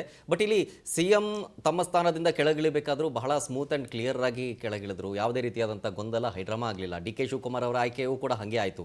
ಸೊ ಇದೇ ರೀತಿಯಾಗಿ ಮುಂದಿರುವಂಥ ಸವಾಲುಗಳಲ್ಲಿ ನನಗೆ ಕಾಣಿಸ್ತಾ ಇರೋದು ಸಚಿವ ಸಂಪುಟವನ್ನು ರಚನೆ ಮಾಡೋದು. ಯಾರಿಗೆ ಮಣೆ ಹಾಕಬೇಕು, ಯಾರನ್ನು ಕೈ ಬಿಡಬೇಕು ಸಿದ್ದು ಸಂಪುಟದಲ್ಲಿದ್ದಂಥವ್ರನ್ನ ಅನ್ನೋದು ಒಂದು ದೊಡ್ಡ ಸವಾಲಾಗುತ್ತಾ ಹೈಕಮಾಂಡ್ ನಾಯಕರಿಗೆ ಅಂತ. ಈ ಓವರ್ ಆಲ್ ಪ್ರಸ್ತುತ ಬೆಳವಣಿಗೆ ಬಗ್ಗೆ ಹೇಳ್ತಾರೆ ಸರ್. 2023 ಅಸೆಂಬ್ಲಿ ಚುನಾವಣೆಯಲ್ಲಿ ಸುಭದ್ರ ಸರ್ಕಾರ ರಚನೆ ಆಗ್ತಿರೋ ಸಂದರ್ಭದಲ್ಲೇ ಮುಖ್ಯಮಂತ್ರಿ ಆಗಬೇಕು ಅನ್ನೋ ಕನಸಿತ್ತು ಅವ್ರಿಗೆ. ನಾನು ಸಿದ್ದರಾಮಯ್ಯನವರಷ್ಟೇ ನಂದು ಕೊಡುಗೆ ಇದೆ ಕಾಂಗ್ರೆಸ್ ಗೆಲುವಿನಲ್ಲಿ ಅಂತ. ಆಗ ಸಿದ್ದರಾಮಯ್ಯನವರು ಹೈಕಮಾಂಡ್ ಕರೆದ ತಕ್ಷಣ ದಿಲ್ಲಿಗೆ ಹೋದರು. ಇವ್ರು ಹೋಗ್ಲಿ 2 ದಿವಸ ತಡ ಮಾಡಿದರು. ಆಗ ಅವ್ರು ಹೇಳ್ತಿದ್ದೆ ಅಂದರೆ ಭಕ್ತಿ ಇದ್ದಲ್ಲಿ ಭಗವಂತ, ಹೌದು, ಪರಿಶ್ರಮ ಇದ್ದಲ್ಲಿ ಪ್ರತಿಫಲ. ಹೌದು, ಪ್ರಯತ್ನ ವಿಫಲವಾದರೂ ಪ್ರಾರ್ಥನೆ ವಿಫಲ ಆಗಲ್ಲ. ಆದರೆ ಅದು ಸುಮಾರು 2 ವರ್ಷ ಹಾಗೆ ತಳ್ತಾ ಬಂತು. ಬಟ್ ಕಳೆದ ವರ್ಷ 2.5 ವರ್ಷ ಆಗ್ತಿರೋಂಗೆ ನವೆಂಬರ್ 23, 2025 ಅಲ್ಲಿಗೆ ಸಿದ್ದರಾಮಯ್ಯನವರು 2.5 ವರ್ಷ ಪೂರೈಸಿದ್ರು. ಅಲ್ಲಿ ಒಳ ಒಪ್ಪಂದ ನಡೆದಿತ್ತು ಅಂತ ಅವರ ಬೆಂಬಲಿಗರ ಮೂಲಕ ಹೇಳಿಸಿದ್ರು ಅಂತ ಅವ್ರು ಯಾವತ್ತೂ ಬಾಯ್ಬಿಟ್ಟಿರಲಿಲ್ಲ. ಆದರೆ ಒಮ್ಮೆ ಅದಕ್ಕೆ ಚಾಲನೆ ಸಿಕ್ತಲ್ಲ ಅಧಿಕಾರ ಹಸ್ತಾಂತರ, ಈಗ ಹಸ್ತಾಂತರ ಆಗೋಯ್ತು, ಸುಸೂತ್ರವಾಗಿ ಆಗಿದೆ. ಹೌದು, ಸಿದ್ದರಾಮಯ್ಯನವರು ಸ್ವಯಂ ಪ್ರೇರಿತವಾಗಿ ಬಿಟ್ಕೊಟ್ಟಿದ್ರೆ ಅವ್ರು ಇನ್ನೂ ಘನತೆಗೆ ಅವ್ರು ಇನ್ನೂ ಹೆಚ್ಚಿತ್ತು ಅಂತ ಕಾಣುತ್ತೆ. ರಾಹುಲ್ ಗಾಂಧಿ ಅವರ ಆದೇಶದ ಮೇರೆಗೆ ಬಿಟ್ಕೊಟ್ಟಿದ್ದೀನಿ ಅಂತ ಹೇಳಿದ್ರೆ, ಆದ್ರೆ ಈಗ ಅಧಿಕಾರ ಹಸ್ತಾಂತರ ಸಂದರ್ಭ ಇರೋದ್ರಿಂದ ಒಂದು ನಿಮಿಷ, ಅಧಿಕಾರ ಹಸ್ತಾಂತರ ಸಂದರ್ಭದಲ್ಲಿ ನಾವು ಮತ್ತೆ ಹಳೆಯದನ್ನು ಕೆದಕಿ ಟೀಕೆ ಟಿಪ್ಪಣೆ ವಾಕ್ಪ್ರಹಾರ ಮಾಡೋದ್ರಲ್ಲಿ ಅರ್ಥ ಇಲ್ಲ. ಈಗ ಒಬ್ಬ ಪಳಗಿದ ಹುಲಿ ಸಿದ್ದರಾಮಯ್ಯನವರು ನಿರ್ಗಮಿಸಿದ್ದಾರೆ.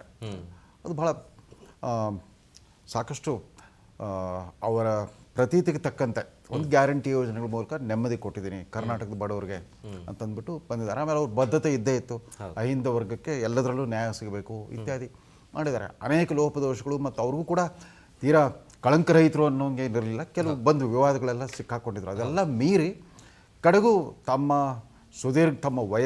ವಯೋಮಾನ, ಅನುಭವ ಮತ್ತು ಇದುವರೆಗಿನ ಸಾಧನೆಗಳನ್ನ ಬೆಂಬಲ ಅದೆಲ್ಲ ಇದ್ದೂ ಕೂಡ ಪಕ್ಷಕ್ಕೆ ಧಕ್ಕೆ ಆಗದ ರೀತಿಯಲ್ಲಿ ಅವ್ರು ನಿರ್ಗಮಿಸಿದ್ರು. ಇಲ್ಲದ್ರೆ ಈ ಸಂಘರ್ಷ ಮೊದಲನೇದಾಗಿ ಹೈಕಮಾಂಡಿನ ವಿಳಂಬ ದ್ರೋಹದಿಂದ ಈ ಥರ ಆಗೋಗ್ಬಿಡ್ತು. ಸುಮ್ಮನೆ ಟೆನ್ಷನ್ ಕ್ರಿಯೇಟ್ ಆಯಿತು, ಬಣಗಳು ಸೃಷ್ಟಿಯಾದವು, ಪರಸ್ಪರ ನಡುವೆ ಅಪನಂಬಿಕೆ, ಅವಿಶ್ವಾಸ, ವಿರಸ, ವೈಮನಸ್ಸು ಸೃಷ್ಟಿಯಾಯಿತು. ಈ ಬಣ ಆ ಬಣದವ್ರ ವಿರುದ್ಧ ಏನೋ ವ್ಯಂಗ್ಯೋಕ್ತಿಗಳನ್ನು ಬಿಡೋದು, ವಾಗ್ಬಾಡಗಳನ್ನ ಹಾಕೋದು ನಡೀತಾನೆ ಇತ್ತು. ಸೊ ಹಾಗಾಗಿ ಕಡೆಗೂ ಒಂದು ಧೈರ್ಯ ತೋರಿಸಿರಲ್ಲ ಕಾಂಗ್ರೆಸ್ ಪಕ್ಷದ ಹೈಕಮಾಂಡ್, ಅದರಿಂದ ಆಯಿತು.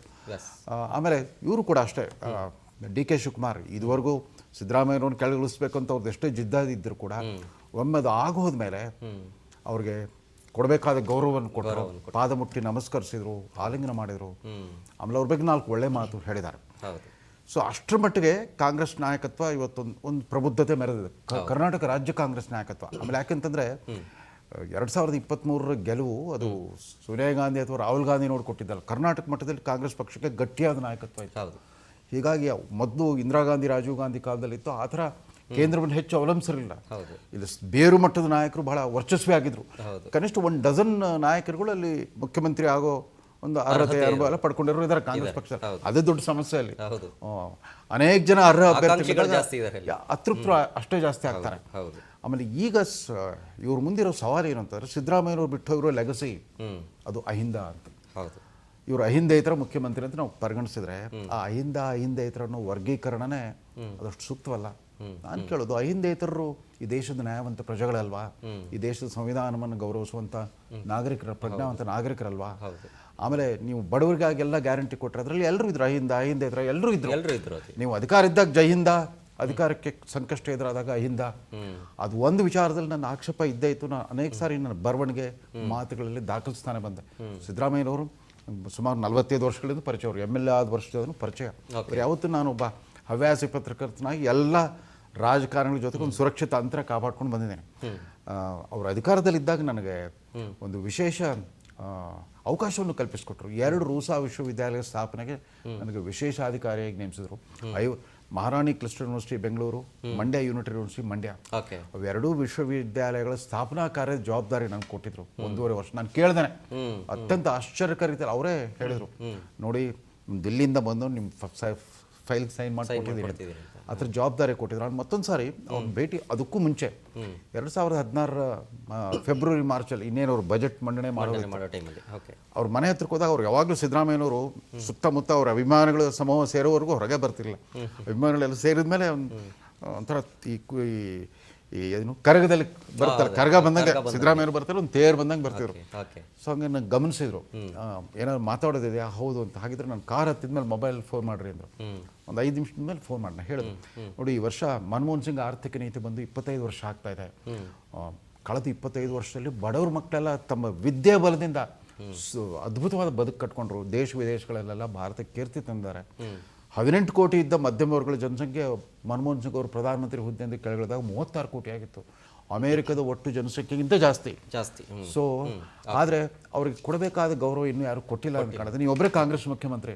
ಸಾಧ್ಯವಾದ್ರೆ ನೋಡಿ ಈ ವರ್ಷ ನೀವು Manmohan Singh school of economics ಅಂತ ಅಂತಾರಾಷ್ಟ್ರೀಯ ಇದು ಮಾಡಿ ಅಂತಂದ್ರೆ, ಅಯ್ಯೋ ನೀವು ಮೊದಲೇ ಹೇಳಬೇಕಾಗಿತ್ತು, ನಾನು ಆಗಲೇ ಪ್ರಿಂಟಿಗೆ ಕಳಿಸ್ಬಿಟ್ಟಿದ್ದೀನಿ ಬಜೆಟ್ನ ಅಂತಂದ್ರು. ಒಂದು 3-4 ತಿಂಗಳು ಬಿಟ್ಟು ಜ್ಞಾಪಿಸಿದ್ರು.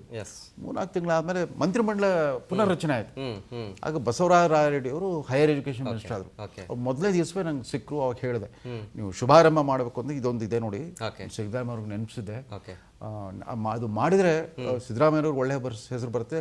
ಮನಮೋಹನ್ ಸಿಂಗ್ ಅವ್ರಿಗೂ ಕೊಡಬೇಕಾದ ಗೌರವ ಕೊಟ್ಟಂಗೆ. ಭಾರತದಲ್ಲಿ ಅವರು 25 ವರ್ಷ ಒಂದು ಮೌನ ಕ್ರಾಂತಿ ತಂದುಬಿಟ್ರು. ಜ್ಞಾನಾಧಾರಿತ ಆರ್ಥಿಕ ವ್ಯವಸ್ಥೆ, ತಂತ್ರಜ್ಞಾನ ಆಧಾರಿತ ಆರ್ಥಿಕ. ಅವಾಗ ಏನು ಮಾಡಿದ್ರು, ರಾಯ್ ರೆಡ್ಡಿ ಅವರು ಹೋಗಿ 3 ದಿವಸದಲ್ಲಿ ಸಿದ್ದರಾಮಯ್ಯ ಅವರು ಒಪ್ಪಿಸ್ಬಿಟ್ರು. ಸಿದ್ದರಾಮಯ್ಯ ಅವರು ಏನು ಹೇಳಿದಂತ, ಹೌದು ರೇಷ್ಮೆ ಅವರು ನನಗೆ ಹೇಳಿದರು, ಆದರೆ ನೋಡಿ ಈಗ ಮನಮೋಹನ್ ಸಿಂಗ್ ಅಂತ ಬೇಡ, ಈ ವರ್ಷ ಡಾಕ್ಟರ್ ಅಂಬೇಡ್ಕರ್ ಅವರ 125ನೇ ಜನ್ಮ ದಿನೋತ್ಸವ ಬರುತ್ತೆ, ಜನ್ಮ ದಿನೋತ್ಸವ ಆಚರಣೆ ಬರುತ್ತೆ. ಅಂದರೆ Manmohan Singh school of economics, ಇದು ಅಂಬೇಡ್ಕರ್ ಸ್ಕೂಲ್ ಆಫ್ ಎಕನಾಮಿಕ್ಸ್ ಅಂತ ಹೇಳೋಣ, ಮನಮೋಹನ್ ಸಿಂಗ್ ಮೂಲಕ ಉದ್ಘಾಟನೆ ಮಾಡಿಸೋಣ ಅಂತ ಹೇಳ್ಬಿಟ್ಟು ಸಮಾಜ ಕಲ್ಯಾಣ ಇಲಾಖೆಯಿಂದ 160 ಕೋಟಿ ತಕ್ಷಣ ಮಂಜೂರು ಮಾಡಿ ನೋಡಿ, ನನ್ನಂಥವ್ರ ಸಲಹೆಯನ್ನು ಕೂಡ ಅನುಷ್ಠಾನ ಮಾಡಿ ತೋರಿಸ್ತಾರೆ. ಸಾಧಾರಣ ಅಲ್ಲ, Bengaluru Ambedkar school of economics ಅನ್ನೋದು ಇವತ್ತು ಜ್ಞಾನ ಭಾರತಿ ಕ್ಯಾಂಪಸ್ ಅಲ್ಲಿ ಅದ್ಭುತವಾದ ಒಂದು ಮೂಲಸೌಕರ್ಯ ಎಲ್ಲ ಸೃಷ್ಟಿ ಆಯ್ತಲ್ಲ. ಈ ವಿಶ್ವವಿದ್ಯಾಲಯ ಆಮೇಲೆ ಬಿಜೆಪಿ ಕಾಲದಲ್ಲಿ ಸರಿಯಾಗಿ ನಿರ್ವಹಿಸಲಿಕ್ಕಾಗಿಲ್ಲ, ಅದೇನು ಸಮಸ್ಯೆ. ಆದರೆ ಸಿದ್ದರಾಮಯ್ಯನವರ ಧೋರಣೆ, ನೀವು ಯಾವ್ದಾದ್ರು ಸಮಾಜಮುಖಿಯಾದ ಸಲಹೆ ಕೊಟ್ಟರೆ ಅವ್ರು ಎಂಥವರಿಂದಾದ್ರೂ ಬಂದಿರಲಿ ತಕ್ಷಣವೇ ಅದನ್ನು ಅನುಷ್ಠಾನ ಮಾಡ್ತಾರೆ. ಅದೊಂದಿತ್ತು ಅವ್ರ ಕ್ರಿಯಾಶೀಲತೆ ಇತ್ತು. ಎಸ್ ಮಾತಾಡ್ತೀನಿ ಸರ್, ಒಂದು ಚಿಕ್ಕ ಬ್ರೇಕ್ನ ಸಮಯ ಆಗಿದೆ. ಚರ್ಚಾ ಕಾರ್ಯಕ್ರಮ ಮುಂದುವರಿಯುತ್ತೆ ಸ್ಮಾಲ್ ಬ್ರೇಕ್ ಆದಮೇಲೆ.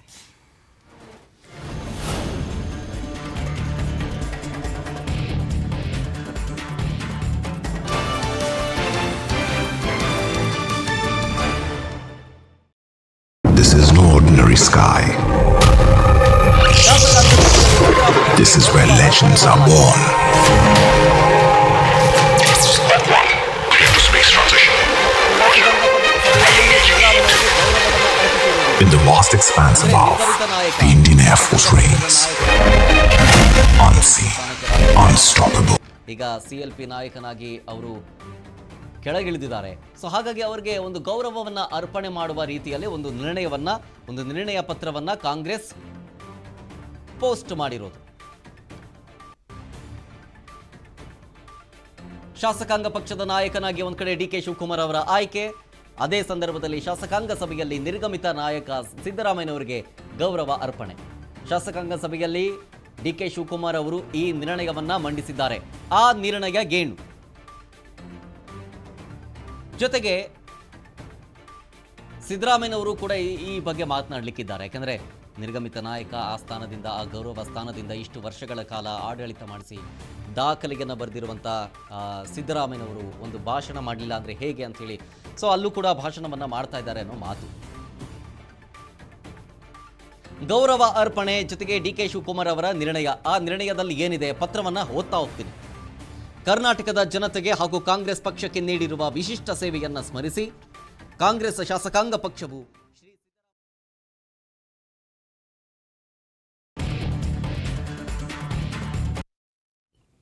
Welcome back. ಚರ್ಚೆ ಮುಂದುವರಿಸ್ತೀನಿ. ಬಾಲಕೃಷ್ಣ ಅವರೇ, ಈಗ ಸದ್ಯದ ಮಟ್ಟಿಗೆ ಪರಿಸ್ಥಿತಿ ಹೆಂಗಿದೆ, ಜೊತೆಗೆ ಟೀಕೆಗಳು ಕೂಡ ಹಲವಾರು ಬರ್ತಾ ಇದ್ದಾವೆ.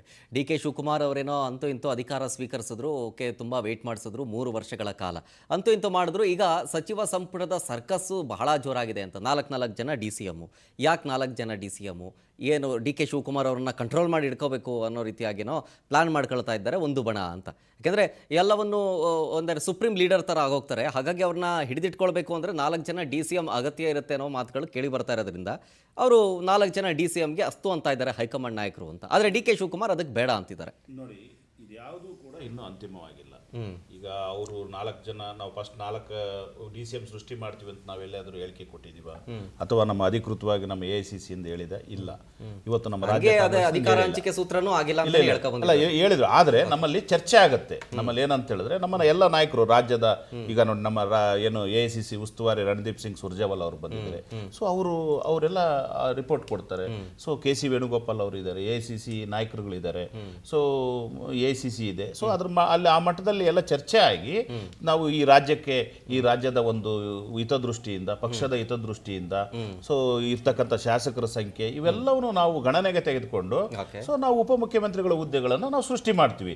ಸೊ ಆ ಸಂದರ್ಭದಲ್ಲಿ ಹೇಳ್ತೀವಿ. ಆದ್ರೆ ಈಗ ಏನು ಹುಟ್ಟಿದೆಯಲ್ಲ 4 ಆಗಿದೆ, ಸೊ ಇದಕ್ಕೆ ಇವರು ಸನ್ಮಾನ್ಯ DK ಶಿವಕುಮಾರ್ ಅವರು ವಿರೋಧ ಇದೆ. ಸೊ ಇದೆಲ್ಲ ಸುಳ್ಳು. ಆ ರೀತಿ ಇಲ್ಲ ಸರ್. ಈಗ ಪ್ರಸ್ತುತ ಪರಿಸ್ಥಿತಿ ಹೆಂಗಿದೆ ಅಂತಂದ್ರೆ ಕಾಂಗ್ರೆಸ್ನವ್ರು ಏನ್ ಹೇಳಿದ್ರು ನಮ್ಮಂಗಿಲ್ಲ. ಯಾಕೆಂದ್ರೆ ಈಗ ಅಧಿಕಾರ ಹಂಚಿಕೆ ಸೂತ್ರದ ಬಗ್ಗೆ ನೀವು ಮಾಧ್ಯಮದ ಮೇಲೆ ಎಷ್ಟೆಲ್ಲ ಹೇಳಿದ್ರಿ. ಒಂದು ಷರತ್ತು, DK Shivakumar is a proactive politician. ಅವರು ಬರೀ ಶಾಸಕನಾಗಿದ್ದಾಗಲೂ ಸುಮ್ಮನೆ ಕೂತಿರ್ತಿರಲಿಲ್ಲ. ವರ್ಕಿಂಗ್ ಪ್ರೆಸಿಡೆಂಟ್ ಆಗಿದ್ರು. ದೇಶಪಾಂಡೆ ಪ್ರದೇಶ್ ಕಾಂಗ್ರೆಸ್ ಅಧ್ಯಕ್ಷರು working president. Working president was much more hard working the president. ಅವರು ಯಾವ ಪದವಿಯಲ್ಲಿ ಇದ್ರು ಕೂಡ ಒಂದು ಪ್ರೊಆಕ್ಟಿವ್ ಆಗಿರ್ತಾರೆ. ಹಾಗಾಗಿ will be a proactive chief minister. ಇನ್ನು ಮುಂದೆ ಅವರು ಒಂದು DCM ಹುದ್ದೆ ಕೂಡ ಒಪ್ಲಾರರು ಅಂತ ಕಾಣುತ್ತೆ. ಅವರ ಸ್ವಭಾವ ನೋಡಿದ್ರೆ.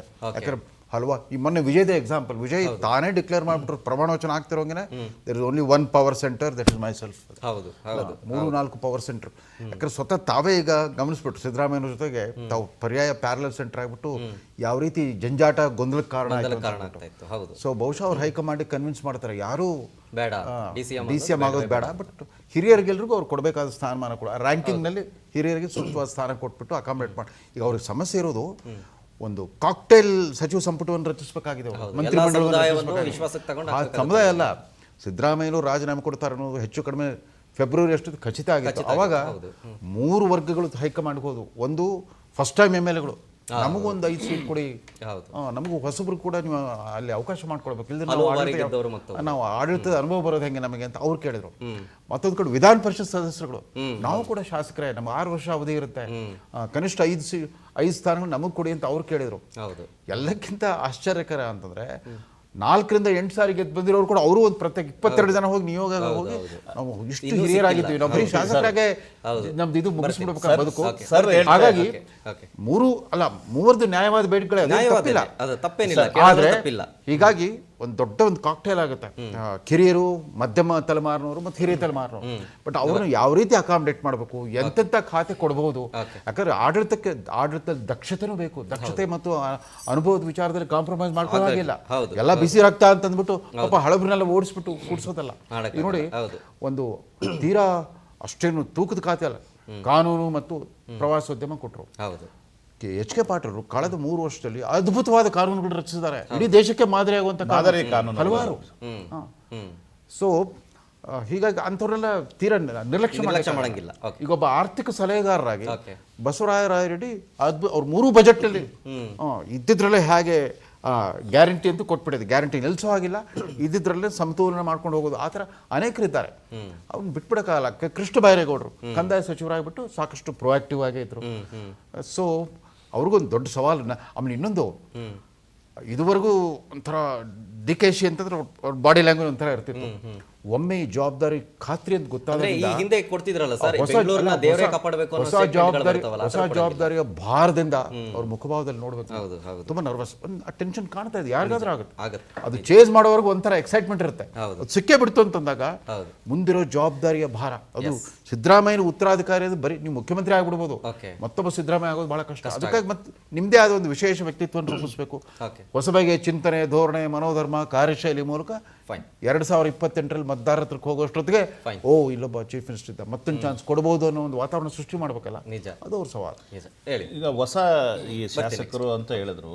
ಸೊ ಸಹಜ, ಈಗ ನೋಡಿ, ಈ ವ್ಯವಸ್ಥೆಯಲ್ಲಿ ಆಯ್ಕೆಯಾದಂಥ ಸಂದರ್ಭದಲ್ಲಿ ಇಂದಿನ ಸರ್ಕಾರ, ಕರ್ನಾಟಕ ರಾಜಕಾರಣವನ್ನು ಸರ್ ಅವರು ಹೇಳಿದ್ರಲ್ಲ, ಆ ರೀತಿಯಲ್ಲಿ ನೋಡಿದಾಗ 89ರಲ್ಲೇ ನಮ್ಮ ಸರ್ಕಾರಗಳಿದ್ವು. ಸೊ ಅಂಥ ಸಂದರ್ಭದಲ್ಲಿ ಅದಕ್ಕಿಂತ ಹಿಂದೆನೂ ಕೂಡ ಅನೇಕ ಬಾರಿ ಮೊದಲ ಸಾರಿ ಆಯ್ಕೆಯಾದರೂ ಕೂಡ ಸಚಿವರಾಗಿ ಆಗಿದ್ದಾರೆ. ಅದರಲ್ಲಿ ಬಹಳ ಮುಖ್ಯವಾಗಿ ಸನ್ಮಾನ್ಯ DK ಶಿವಕುಮಾರ್ ಅವರೇ 89 ಆಯ್ಕೆ ಆಗಿದ್ರಲ್ಲ. ಸೊ ಆ ಸಂದರ್ಭದಲ್ಲಿ ಅವರು ಬಂದಿಖಾನೆ ಸಚಿವರಾಗಿದ್ರು. ಅವಾಗ ಯಾರು ಬಂಗಾರಪ್ಪನವರು. ಸರ್ ದಯಮಾಡಿ ನೀವು ಅಲ್ಲ, ನಾನು ಮಾತನಾಡೋವರೆಗೂ ಸುಮ್ಮನೆ ನೀವು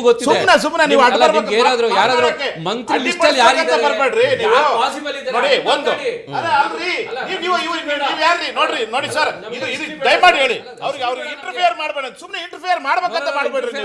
ನೀವು ಚರ್ಚೆ ಮಾಡ್ಲಿಕ್ಕೆ ಬಿಡ್ರಿ, ನಾನು ಹೇಳ್ತೀನಿ. ಇವತ್ತು ಚರ್ಚೆ ಮಾಡೋದೇನಿದೆ, ನೀವು ಚರ್ಚೆ ನಾವು ಹೇಳಲ್ಲ, ಚರ್ಚೆ ಆಗುತ್ತೆ, ಅದು ನಮ್ಮ ಹೈಕಮಾಂಡ್ ಇದೆ, ಪಟ್ಟಿ ಕೊಡ್ತೀವಿ. DK ಶಿವಕುಮಾರ್ ಅವರ ಅದನ್ನೇ ಹೇಳ್ತಾರೆ. ಅಲ್ರಿ, ಬಡ ಇಲ್ಲ, ನಮ್ಮಲ್ಲಿ ಬಡಗಳೇ ಇಲ್ಲ, ನಿಮ್ಮಲ್ಲಿ ಬಡ ಇರ್ತಕ್ಕಂಥದ್ದು. ನಿಮ್ಮಲ್ಲಿ GT ದೇವೇಗೌಡರು ನಿಮ್ಮ ಹತ್ರ ಚೆನ್ನಾಗಿದ್ದಾರಾ? GT ದೇವೇಗೌಡರಿಗೂ ಕುಮಾರಸ್ವಾಮಿ ಅವರಿಗೆ ಆಗಲ್ಲ. ನಿಮ್ಮಲ್ಲಿ ಬಡ ಇರೋದು ಬಿಜೆಪಿನಲ್ಲಿ ಬಡ ಇರೋದು. ಇವರು ಬಡವರಿಗೆ ಏನ್ ಹೇಳ್ತಾ ಇದ್ರು, ನಮ್ಮಲ್ಲಿ ಬಡಗಳಿದೆ ಅಂತ. ನಮ್ಮಲ್ಲಿ ಯಾವುದೇ ಬಡಗಳಿಲ್ಲ, ನಮ್ಮಲ್ಲಿ ಒಂದೇ ಕಾಂಗ್ರೆಸ್ ಬಡ.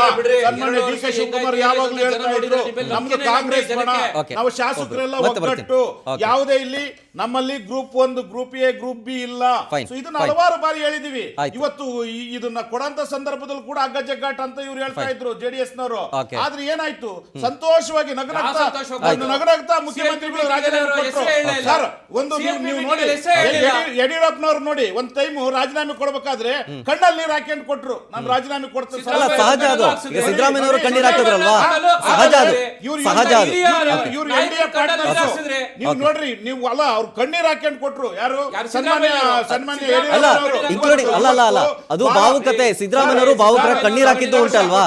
ಸಿದ್ದರಾಮಯ್ಯನವರು ಕಣ್ಣೀರ್ ಹಾಕಿದ್ದಾರೆ, ಅದು ಭಾವುಕತೆ. ಅದು ಅದಕ್ಕೆ ಒಂದು ಮಾತು ಹೇಳ್ತಾರೆ ನೋಡಿ, ಇದು ನಮ್ಮ ವ್ಯವಸ್ಥೆಯಲ್ಲಿ ಸಮಾನ ಅವಕಾಶಗಳು ಎಲ್ಲರಿಗೆ ದೊರೆಯಬೇಕು, ಸಂವಿಧಾನದಲ್ಲೇ ಹೇಳಿದೆ. ಅವರು ಭಾವುಕರ ಕಣ್ಣೀರ್ ಹಾಕಿದ್ರು, ಅವರು ಭಾವುಕರ ಕಣ್ಣೀರ್ ಹಾಕಿದ್ರು, ಅವರು ಭಾವುಕರ ಕಣ್ಣೀರ್ ಹಾಕಿದ್ರು, ಹೇಳಿದ್ದಾರೆ. ಅವರು ಭಾವುಕರ ಕಣ್ಣೀರ್ ಹಾಕಿದ್ರಲ್ಲ. ನೋಡ್ರಿ, ಇವ್ರ ರೀತಿನಲ್ಲಿ ಪವರ್ ಸೆಂಟರ್ ಒಂದೇ ಆಗಿರಲ್ಲ. ಮುಖ್ಯಮಂತ್ರಿ ಅಂದ್ರೆ ಯಾವಾಗಲೂ ಎಚ್ ಡಿ ಕುಮಾರಸ್ವಾಮಿ ಅವರೇ ಮುಖ್ಯಮಂತ್ರಿ, ಪ್ರಧಾನಮಂತ್ರಿ ಬಂತ ಎಚ್ ಡಿ ದೇವೇಗೌಡ್ರೆ ಪ್ರಧಾನ, ಅದು ಅವ್ರ ತಾಕತ್ತು ಸರ್. ನಿಖಿಲ್ ಯುವ ಘಟಕ ಬಂತ ನಿಖಿಲ್ ಕುಮಾರಸ್ವಾಮಿ ಯುವ ಘಟಕ. ನಮ್ಮಲ್ಲಿ ಸಾಮಾಜಿಕ ನ್ಯಾಯ ಏರಿಯಾ ಏರಿಯಾ ಸಾಮಾಜಿಕ ನ್ಯಾಯ ಈಗ ನೋಡಿ, ನಮ್ಮಲ್ಲಿ ಒಂದ್ ನಿಮಿಷ ಸರ್ ಹೇಳ್ಬಿಡ್ತೀವಿ. ನಾವ್ ಯಾವಾಗಾದ್ರೂ ವೀರೇಂದ್ರ ಪಾಟೀಲ್ ಈ ರಾಜ್ಯದಲ್ಲಿ ಮಾಡಿದ್ವಿ. ಒಬ್ಬ ಸಣ್ಣ ಸಮುದಾಯ, ಇವತ್ತು ಯುರೋಪ್ ಮೇಲೆ ಅಂತ ಚಿಕ್ಕ ಸಮುದಾಯ ನಾವು ಮುಖ್ಯಮಂತ್ರಿ ಮಾಡಿದ್ವಿ. ಇವತ್ತು ಬಂಗಾರಪ್ಪನವರು ಸಣ್ಣ ಸಮುದಾಯ ಮುಖ್ಯಮಂತ್ರಿ ಮಾಡಿದ್ವಿ. ಇವರಲ್ಲಿ ಯಾರಾದ್ರೂ ಒಬ್ಬರನ್ನ ಶೆಡ್ಯೂಲ್ ಕಾಸ್ಟ್ ಶೆಡ್ಯೂಲ್ ಟ್ರೈಬ್ ಮುಖ್ಯಮಂತ್ರಿ ಮಾಡಿದ್ದಾರೆ.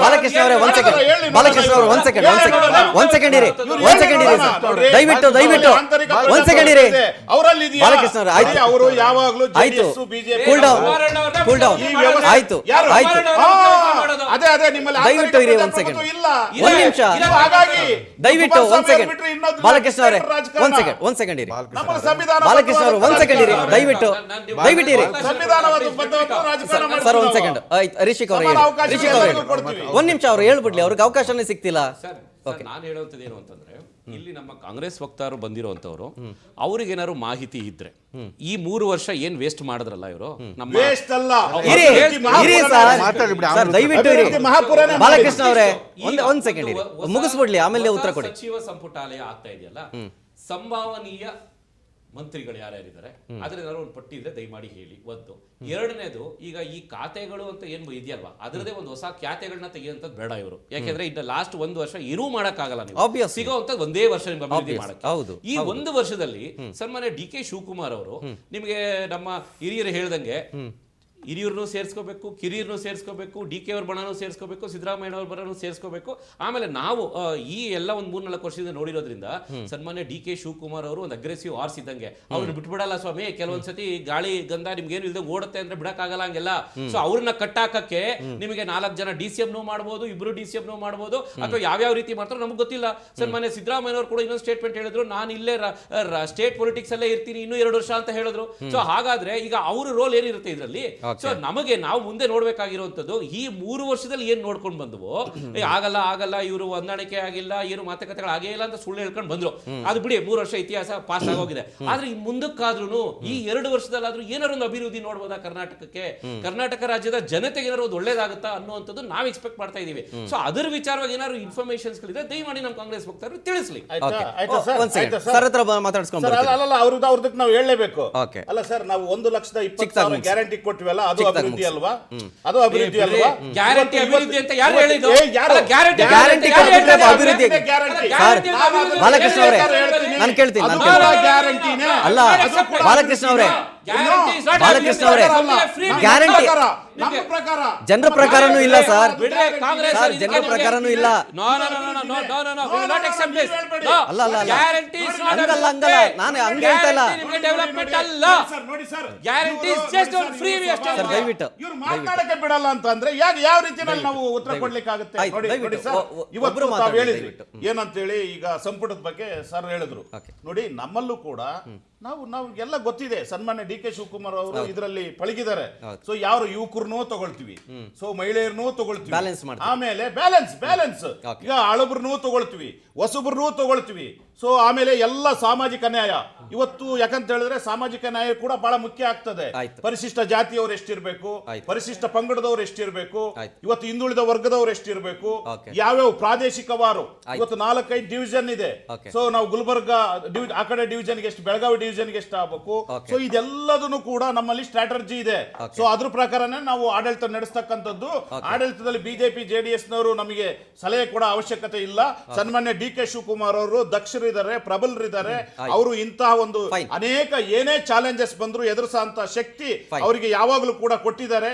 ಅವರು ಹಿಂದ್ಲಿಂದನೂ ಕೂಡ ಹೋರಾಟ ಮಾಡಿ ಇವತ್ತು ಈ ಲೆವೆಲ್ಗೆ ಬಂದಿದ್ದಾರೆ. ಸೊ ಇವರು ಅದರ ಅವಶ್ಯಕತೆ ಇಲ್ಲ. ಇವ್ರು ಇವತ್ತು ನಮ್ಮ ಸನ್ಮಾನ್ಯ ಡಿ ಕೆ ಶಿವಕುಮಾರ್ ಅವರು ಇವ್ರಿಗೆ ಏನಪ್ಪಾ ಅಂತ ಹೇಳಿದ್ರೆ ಅವರಲ್ಲಿ ಕರ್ನಾಟಕದ ಒಂದು ಮಾದರಿ ಕರ್ನಾಟಕವನ್ನು ನಿರ್ಮಾಣ ಮಾಡಬೇಕು ಅಂತಕ್ಕಂಥದ್ದು ಕನಸು ಅವ್ರಿಗೆ ಯಾವಾಗಲೂ ಕೂಡ ಇದೆ. ಸೊ ಖಂಡಿತವಾಗ್ಲೂ ಕೂಡ ಅವರು ಒಳ್ಳೆ ಸಂಪುಟ ನೋಡಿದ್ವಿ ಬಿಡ್ರಿ. ಬೆಂಗಳೂರು ಉಸ್ತುವಾರಿ ಸಚಿವರಾಗಿ ಏನ್ ಮಾದರಿ ಬೆಂಗಳೂರು ಮಾಡಿದ್ದಾರೆ ಅಂತ ಅಂದ್ಬಿಟ್ಟು 3 ವರ್ಷದ ಅವಧಿಯಲ್ಲಿ ಏನ್ ಮಾಡೋರು ಅಂತ ಗೊತ್ತಿಬಿಡ್ರಿ.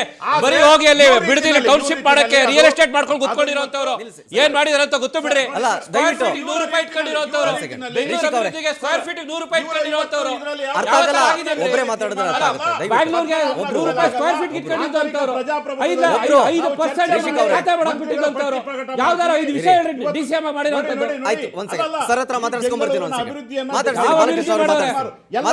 ನಾವೇ ಮುಚ್ಚಿರೋದು ಬಾಲಕೃಷ್ಣ ಅವರೇ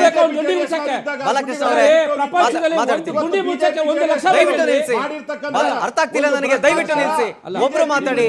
ಒಬ್ರು ಮಾತಾಡಿ ಇಲ್ಲಾಂದ್ರೆ ಅರ್ಥ ಆಗಲ್ಲ. ಭ್ರಷ್ಟಾಚಾರಕ್ಕೆ ಬಾಲಕೃಷ್ಣ ಅವರೇ, ಗುಂಡಿ ಮುಚ್ಚಕ್ಕೆ 1 ಲಕ್ಷ ಬೇಕಾ? ಒಂದು ಗುಂಡಿ ಮುಚ್ಚಕ್ಕೆ 1 ಲಕ್ಷ ಬೇಕಾ? ಬಾಲಕೃಷ್ಣ ಅವರೇ, ಅಲ್ಲ ಒಂದು ಗುಂಡಿ ಮುಚ್ಚಕ್ಕೆ 1 ಲಕ್ಷ ಬೇಕಾ? ಓಕೆ ಆಯ್ತು ಸರ್. ಹಿರಿಯರಿದ್ದಾರೆ, ಮಾತಾಡಿಸ್ತೀನಿ. ಹಿರಿಯರಿದ್ದಾರೆ, ಅವ್ರಿಗೂ ಸ್ವಲ್ಪ ಅವಕಾಶ ಕೊಡಿ ದಯವಿಟ್ಟು. Okay sir. 1983ರಲ್ಲಿ ಪ್ರಪ್ರಥಮ ಕಾಂಗ್ರೆಸ್ ಇತರ ಸರ್ಕಾರ ಬಂತು. ಗುಂಡೂರಾವ್ ನೇತೃತ್ವ ಕಾಂಗ್ರೆಸ್ ಪತನವಾಗಿತ್ತು. ಗುಂಡೂರಾಯರು ಸೇರಿದಂತೆ ಅವ್ರ ಮಂತ್ರಿಮಂಡಲದ 33 ಜನ ಸಚಿವರು ಸೋತು ಹೋಗ್ಬಿಟ್ಟಿದ್ರು. ಆದ್ರೆ ಇವ್ರಿಗೆ ಸ್ಪಷ್ಟ ಬಹುಮತ ಇರಲಿಲ್ಲ. ಅದೊಂದು ಹಂಗ ಅಸೆಂಬ್ಲಿ ಸೃಷ್ಟಿ ಆಯಿತು. ಜನತಾ ರಂಗ, ಕ್ರಾಂತಿ ರಂಗ ಪ್ಲಸ್ ಜನತಾ ಪಕ್ಷ ಸೇರಿ 92 ಸೀಟ್ ಬಂದಿತ್ತು. ಆಗ 18 ಜನ ಬಿಜೆಪಿ ಶಾಸಕರು ಬಾಹ್ಯ ಬೆಂಬಲ, 12 ಜನ ಪಕ್ಷೇತರರು ಬಾಹ್ಯ ಬೆಂಬಲ ಕೊಟ್ಟರು. ಯಾಕೆ ರಾಮಕೃಷ್ಣ ಹೆಗಡೆ ಅವರೇ ಮುಖ್ಯಮಂತ್ರಿ ಆದರು ಅಂತಂದರೆ, ರಾಮಕೃಷ್ಣ ಹೆಗಡೆ ಅವ್ರನ್ನ ಹೊರತುಪಡಿಸ್ಬಿಟ್ಟು ಇನ್ನು ಯಾರಿಗೂ ಮಂತ್ರಿಗಿರಿ ಅನುಭವನೇ ಇರಲಿಲ್ಲ. ಎಸ್.ಆರ್. ಬೊಮ್ಮಾಯಿ, ದೇವೇಗೌಡ, ಜೆ.ಎಚ್. ಪಟೇಲ್ರಂಥ ಅತಿರಥ ಮಹಾರಥರಿದ್ರು ಕೂಡ ಅವರಿಗೆಲ್ಲ ವಿರೋಧ ಪಕ್ಷ ರಾಜಕಾರಣ ಬಗ್ಗೆ ಹೋಗ್ಬಿಟ್ಟಿತ್ತು. ದೇವೇಗೌಡರು ಒಬ್ಬ ಮಂತ್ರಿ ಅಂತ ಅನಿಸ್ಕೊಳ್ಳೋಕೆ 23 ವರ್ಷ ಕಾದಿದ್ರು. ಇವತ್ತೆಲ್ಲ ನೋಡಿ ಫಸ್ಟ್ ಟೈಮ್ MLAಗಳು ತಕ್ಷಣ ಮಂತ್ರಿ ಆಗಬೇಕು, ಮುಖ್ಯಮಂತ್ರಿ ಆಗಬೇಕು ಅಂತಿರ್ತಾರಲ್ಲ, ಅವರೆಲ್ಲ ಪಾಪ 23 ವರ್ಷ ವಿರೋಧ ಪಕ್ಷ. ನೆಹರು ಕಾಲದ ಕಾಂಗ್ರೆಸ್ ವಿರುದ್ಧ ಪಕ್ಷೇತರವಾಗಿ 2 ಸಾರಿ ಗೆದ್ದು ಬಂದರು ದೇವೇಗೌಡರು, 62-67. ಈ ಜೆ.ಎಚ್. ಪಟೇಲ್ ಅಂತ ಹುಟ್ಟ ವಿರೋಧ ಪಕ್ಷನೇ ಅಭ್ಯಾಸ ಆಗ್ಬಿಟ್ಟಿತ್ತು ಅವ್ರಿಗೆ.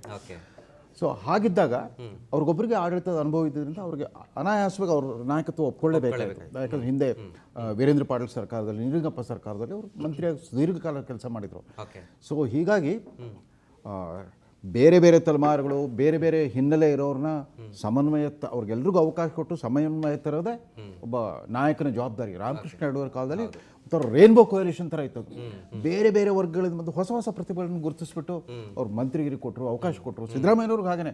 ಸಿದ್ದರಾಮಯ್ಯನವರು ಜನತಾ ಪಕ್ಷದ ಚಿಹ್ನೆಯಿಂದ ಗೆದ್ದಿರಲ್ಲ, ಲೋಕದಳ ಚಿಹ್ನೆಯಿಂದ ಗೆದ್ದು ಬಂದು ಅವ್ರಿಗೆ ಕನ್ನಡ ಕಾವಲು ಸಮಿತಿ ಅಧ್ಯಕ್ಷನ ಮಾಡಿ ಕ್ಯಾಬಿನೆಟ್ ಸಚಿವ ಸ್ಥಾನ ಕೊಟ್ಟರು. ಸೊ ಹೀಗೆ ಹೆಗಡೆ ಈವನ್ ದೇವೇಗೌಡರು ಕೂಡ ಈ JDS-JDU ಅಂತ ಸ್ಪ್ಲಿಟ್ ಆಗೋಕ್ಕಿಂತ ಮುಂಚೆ ದೇವೇಗೌಡರ ಆಸ್ಥಾನದಲ್ಲಿ 5 ಪಂಚರತ್ನಗಳಿದ್ವು. MP Prakash, Siddaramaiah, HC Mahadevappa, CM Ibrahim, PGR Scindia. So SC ST OBC Lingayat Vokkaliga ಎಲ್ಲ ಪಂಚರತ್ನಗಳು ಇರ್ತಾ ಇದ್ವು. ಮುಂದೆ ಅದು ಹಾಗಾಗಿ ಅದು ಕಾಂಗ್ರೆಸ್ಸಿಗೆ ಪರ್ಯಾಯ ಆಗಿತ್ತು. ಜನತಾ ದಳ ಅಥವಾ ಜನತಾ ಪಕ್ಷ ಅನ್ನೋದು ಕಾಂಗ್ರೆಸ್ಗೆ ಪರ್ಯಾಯ ಆಗಿತ್ತು. BJP ಬಂದ್ಮೇಲೆ ಮುಸಲ್ಮಾನರ ವಿರುದ್ಧ. ಬಟ್ ನಾನು ಇವತ್ತು ಇನ್ನೊಂದು ಹೊಸ ವಿಷಯ ನಾವ್ಯಾರು ಚರ್ಚೆ ಮಾಡಿಲ್ಲ. ಸಿದ್ದರಾಮಯ್ಯನವರು ರಾಜೀನಾಮೆ ಕೊಡ್ತೀನಿ ತೀರ್ಮಾನ ತಗೊಂಡ್ಮೇಲೆ ತರಾತುರಿಯಲ್ಲಿ ಮಧುಸೂದನ್ ನಾಯಕ್ ಹಿಂದುಳಿದ ವರ್ಗದ ಜಾತಿ ಗಣತಿ ವರದಿಯನ್ನು ಸ್ವೀಕರಿಸಿದ್ರು. ಅದರ ಪ್ರಕಾರ ಮುಸ್ಲಿಮರೇ ಈ ರಾಜ್ಯದ ಅತಿ ದೊಡ್ಡ ಸಮುದಾಯ, ಅಂದರೆ ದಲಿತರನ್ನ ಬಿಟ್ಟು, ಪರಿಶಿಷ್ಟ ಜಾತಿ ಪರಿಶಿಷ್ಟ ವರ್ಗಗಳನ್ನ ಬಿಟ್ಟು. ಆಮೇಲೆ ದಲಿತರು ಮತ್ತು ಇತರ ಹಿಂದುಳಿದ ವರ್ಗಕ್ಕಿಂತ ಅಖಂಡವಾಗಿ ಕಾಂಗ್ರೆಸ್ಗೆ ಓಟ್ ಹಾಕ್ತಾ ಇರೋದು. ಕಾಂಗ್ರೆಸ್ ಮೇಲೆ ಪ್ರೀತಿಯಿಂದನೋ ಅಥವಾ BJP ಮೇಲಿನ ವಿರೋಧದಿಂದನೋ ಅವರೇ. ಆದರೆ ಒಂದು ಪ್ರದೇಶ ಕಾಂಗ್ರೆಸ್ ಅಧ್ಯಕ್ಷತೆಗೆ ಒಬ್ಬ ಮುಸ್ಲಿಂ ಹೆಸರು ಬರ್ತಾ ಇಲ್ಲ. DCM ಪದವಿಗಳಲ್ಲೂ ಕೂಡ ಒಬ್ಬ ಮುಸ್ಲಿಂ ಹೆಸರು ಬರ್ತಾ ಇಲ್ಲ. ಮುಸ್ಲಿಮರಿಗೆ ಸಶಕ್ತವಾದ ಒಂದು ಸ್ಥಾನಮಾನ ಕೊಡಬೇಕು ಅಂತ ಇದೇ ಬರ್ತಾ ಇಲ್ಲ. ಇಡೀ ನಾವೆಲ್ಲ ಇಂದಿರಾ ಗಾಂಧಿ ಅವ್ರ ಕಾಲದಲ್ಲಿ, ಆಮೇಲೆ ರಾಜೀವ್ ಗಾಂಧಿ ನೋಡಿ, ಒಂದು ನಿಮಿಷ, ಇಂದಿರಾ ಗಾಂಧಿ ಅವ್ರ ಕಾಲದಲ್ಲಿ ಒಂದು ರಾಜ್ಯದಲ್ಲಿ ಅಬ್ದುಲ್ ರೆಹಮಾನ್ ಅಂಟುಲೆ ಮಹಾರಾಷ್ಟ್ರದ ಮುಖ್ಯಮಂತ್ರಿ ಆಗಿದ್ರು, ಅಬ್ದುಲ್ ಗಫೂರ್ ಅಂತ ಬಿಹಾರ್ನಲ್ಲಿ ಮುಖ್ಯಮಂತ್ರಿ ಆಗಿದ್ರು. ಈಗ ಇಡೀ ದೇಶಾದ್ಯಂತ ಪ್ರದೇಶ ಕಾಂಗ್ರೆಸ್ ಅಧ್ಯಕ್ಷರು ಒಬ್ಬರು ಇಲ್ಲ. ರಾಜ್ ಬಬ್ಬರ್ ಮತ್ತು ಸಲ್ಮಾನ್ ಖುರ್ಷಿದ್ ಕೊಟ್ಟಿದ್ರು ಉತ್ತರ ಪ್ರದೇಶದಲ್ಲಿ. ಅಷ್ಟೊತ್ತಿಗೆ ಪ್ರಿಯಾಂಕಾ ವಾದ್ರಾ ಗಾಂಧಿ ಅವರು ಬಂದ್ಬಿಟ್ಟು ಇಡೀ ಅಸೆಂಬ್ಲಿ ಚುನಾವಣೆ ಜವಾಬ್ದಾರಿ ವಹಿಸ್ಕೊಂಡ್ರು. ಮೈ ಲಡ್ಕಿ ಅಂತ ಹೋಗ್ಬಿಟ್ಟು 2 ಸೀಟ್ ಬಂತು 403 ಅಸೆಂಬ್ಲಿಯಲ್ಲಿ. ಈಗ ಏನಾಗ್ಬಿಟ್ಟಿದೆ ಅಟ್ಲೀಸ್ಟ್ ಅಸ್ಸಾಂನಲ್ಲಂತೂ ಮುಸ್ಲಿಮರು ವಿರೋಧ ಪಕ್ಷದ ನಾಯಕನ ಸ್ಥಾನ ಕೊಡಲೇಬೇಕು. ಗೆದ್ದ 19 18 ಜನ ಮುಸ್ಲಿಮ್ರೆ ಅಲ್ಲಿ ಅಸ್ಸಾಂ ಕಾಂಗ್ರೆಸ್ ಅವರೇ ಶಾಸಕಾಂಗ ಅತಿ ಹೆಚ್ಚು ಪಕ್ಷ. ಸಂಖ್ಯೆಯಲ್ಲಿ ಅಲ್ಲಿ ಕೊಡಬೇಕಾಗುತ್ತೆ. ಹೌದು. ಕೇರಳದಲ್ಲೂ ಅಷ್ಟೇ ಮುಸ್ಲಿಂ ಲೀಗ್ನ 22 ಜನ ಅಖಂಡ ಬೆಂಬಲ ಕೊಟ್ಟ ಮೇಲೆ ಸತೀಶನ್ ನಾಯಕತ್ವ ಗ್ಯಾರಂಟಿ ಆಯಿತು. ಕರ್ನಾಟಕದಲ್ಲಿ ಮೊನ್ನೆ ದಾವಣಗೆರೆ ಉಪಚುನಾವಣೆ ಸಂದರ್ಭದಲ್ಲಿ ಮುಸ್ಲಿಮರು ಬಹಿರಂಗವಾಗಿ ಕಾಂಗ್ರೆಸ್ನ ಪ್ರತಿಭಟಿಸಿದ್ರು. ಇಬ್ಬರು ಕಾಂಗ್ರೆಸ್ ನಾಯಕರು ಬಲಿಗೆ ಹಾಕಿದ್ರು. ಮುಖ್ಯಮಂತ್ರಿಗಳ ರಾಜಕೀಯ ಕಾರ್ಯದರ್ಶಿ ಆಗಿದ್ದ MLC ನಜೀರ್ ಅಹಮದ್ ಅವ್ರನ್ನ ಅನಾಮತ್ತಾಗಿ ರಿಲೀವ್ ಮಾಡ್ಬಿಟ್ಟು ಡಿಸ್ಮಿಸ್ ಮಾಡಿಬಿಟ್ರು. ಅಬ್ದುಲ್ ಜಬ್ಬಾರ್ನ ಪಕ್ಷದಿಂದ ಉಚ್ಚಾಟನೆ ಮಾಡಿದ್ರು, ಸಸ್ಪೆಂಡ್ ಮಾಡಿದ್ರು. ಸೊ ಈ ಥರ ನಡೆದಿರುವಾಗ ಮುಸ್ಲಿಮರು ಬರೀ ವೋಟ್ ಬ್ಯಾಂಕ್ ಅವ್ರ ಮನುಷ್ಯರ ಥರ ನೋಡೋದೇ ಬಿಟ್ಬಿಟ್ಟು ಎಲ್ಲ ಸೆಕ್ಯುಲರ್ ಪಕ್ಷಗಳು ಕೂಡ ಅಷ್ಟೇ. ಯಾಕಂದರೆ ಹಿಂದುತ್ವ ಬಗ್ಗೆ ಅಷ್ಟು ಭಯನ ಒಬ್ಬ ಯೋಗ್ಯನಾಗಿರೋ ನೋಡಿ. ಅಲ್ಟಿಮೇಟ್ಲಿ ವಾಜಪೇಯಿ ಅವರು NDA ಸರ್ಕಾರ ಡಾಕ್ಟರ್ ಅಬ್ದುಲ್ ಕಲಾಂರಂಥ ಒಬ್ಬ ಎಕ್ಸ್ಟ್ರಾಡನರಿ ಪರ್ಸನ್, ಬಹುಶಃ ಭಾರತ ಕಂಡ ರಾಷ್ಟ್ರಪತಿಗಳಲ್ಲಿ ಮನೆ ಮಾತಾಗಿರುವಂಥ ರಾಷ್ಟ್ರಪತಿ ಅಂದರೆ ಅಬ್ದುಲ್ ಕಲಾಂ. ಸೊ ಹೀಗೆ ಮುಸಲ್ಮಾನರ ಬಗ್ಗೆ ಕೂಡ ನಾವು ಮಾಧ್ಯಮಗಳು ಅಷ್ಟೇ, ಮಾಧ್ಯಮಗಳ ರಾಜಕೀಯ ವಿಶ್ಲೇಷಕರು, ವಿಮರ್ಶಕರು, ಪಂಡಿತರುಗಳೆಲ್ಲ ಮುಸ್ಲಿಂ ಸಮುದಾಯವನ್ನು ಬೇರೆ ರೀತಿಯಲ್ಲಿ ನೋಡಬೇಕಾಗಿದೆ. ಅವ್ರು ಮೊನ್ನೆ ಹೇಳಿಬಿಟ್ರು ನಮ್ಗೆ ಇನ್ನೊಂದು ಆಪ್ಷನ್ ಇದೆ ಅಂದ್ಬಿಟ್ರು. SDP ಅಭ್ಯರ್ಥಿ ಆಲ್ಮೋಸ್ಟ್ 19,000 ಓಟ್ ಕೊಟ್ಬಿಟ್ರು. ಆಮೇಲೆ ಅವ್ರು 3 ಜನ ತೆಗೆದಿದ್ದಕ್ಕೆ ಪ್ರತಿಭಟನೆ ಮಾಡಿ ಧರ್ಮಗುರುಗಳೆಲ್ಲ ಬಂದು ಹಿಂಗೆ ಮಾಡ್ತಾ ಹೋದ್ರೆ ನಮ್ಗೊಂದು ಆಪ್ಷನ್ ಇದೆ ಅಂತ ಹೇಳಿದ್ರು. ಕಾಂಗ್ರೆಸ್ ಪಕ್ಷ ಕೂಡ ಬೇರೆ ರೀತಿಯಲ್ಲಿ ನೋಡ್ಲಿಕ್ಕೆ ಶುರು ಮಾಡ್ಬೇಕಿನ್ ಮುಂದೆ ಮುಸ್ಲಿಂ ರಾಜಕಾರಣವನ್ನು. ಆಮೇಲೆ ಇವರು DK ಶಿವಕುಮಾರ್ ಕೂಡ ಈ ಅಹಿಂದೇತರ ವರ್ಗೀಕರಣವನ್ನು ಬಿಟ್ಬಿಡ್ಬೇಕು. ಯಾಕಂದ್ರೆ ಎಲ್ಲ ಕಾಂಗ್ರೆಸ್ ಅಂತಂದ್ರೆ ಇಟ್ಸ್ ಯೂನಿಫೈಯಿಂಗ್ ಫೋರ್ಸ್. ಯಾವಾಗಲೂ ಅದು ಹೋಲ್ಡಾಲ್ ಪಾರ್ಟಿನೇ ಅಂತಿದ್ರು ಎಲ್ಲರೂ, ಎಲ್ಲ ಜಾತಿ ಜನಾಂಗ ಧರ್ಮದವರೆಲ್ಲ ಒಟ್ಟಿಗೆ ಇರ್ತಿದ್ರು ಕಾಂಗ್ರೆಸ್ ಅಂತಂದ್ರೆ. ಆದ್ರೆ ಇವ್ರು ಒಂದು ಹೇಳಿದ್ರಲ್ಲ, ನಾವು ಅವ್ರ ಪ್ರಧಾನಮಂತ್ರಿ ಮಾಡಿದ್ವಿ, ಇವ್ರು ಇಂಡಿ ಮೈತ್ರಿಕೂಟ ರಚನೆ ಆಗಿದ್ದು ಪಟ್ನಾದಲ್ಲಿ. ಸ್ವತಃ ನಿತೀಶ್ ಕುಮಾರ್ ಅವರೇ ಅವ್ರ JDU ಪಕ್ಷ ಅವಾಗ ಗುಂಪಿನಲ್ಲಿದ್ದರು, ಅವರೇ ಅದನ್ನು ಮಾಡಿಬಿಟ್ಟು ಆ ಸಭೆಯಲ್ಲಿ ಮೊದಲನೇ ಸಭೆ ಪಟ್ನಾದಲ್ಲಿ ನಡೀತು. ಅವಾಗ ಮಮತಾ ಬ್ಯಾನರ್ಜಿ ಮತ್ತು ಅರವಿಂದ್ ಕೇಜ್ರಿವಾಲ್ ಮಲ್ಲಿಕಾರ್ಜುನ್ ಖರ್ಗೆ ಅವರ ಹೆಸರನ್ನು ಸೂಚಿಸಿದ್ರು. ಅವ್ರನ್ನ ನಾವು ಪ್ರಧಾನಮಂತ್ರಿ ಅಭ್ಯರ್ಥಿಯಾಗಿ ಬಿಂಬಿಸಿದ್ರೆ ಖಂಡಿತವಾಗೂ ನಮ್ಗೆ ಬೇರೆ ಥರ ಫಲಿತಾಂಶ ಬರುತ್ತೆ ಅಂತಾದಾಗ ಪಕ್ಕದಲ್ಲಿ ಕೂತಿದ್ರು ರಾಹುಲ್ ಗಾಂಧಿ, ಸೋನಿಯಾ ಗಾಂಧಿ ಸುಮ್ಮನೆ ಕೂತಿದ್ರು.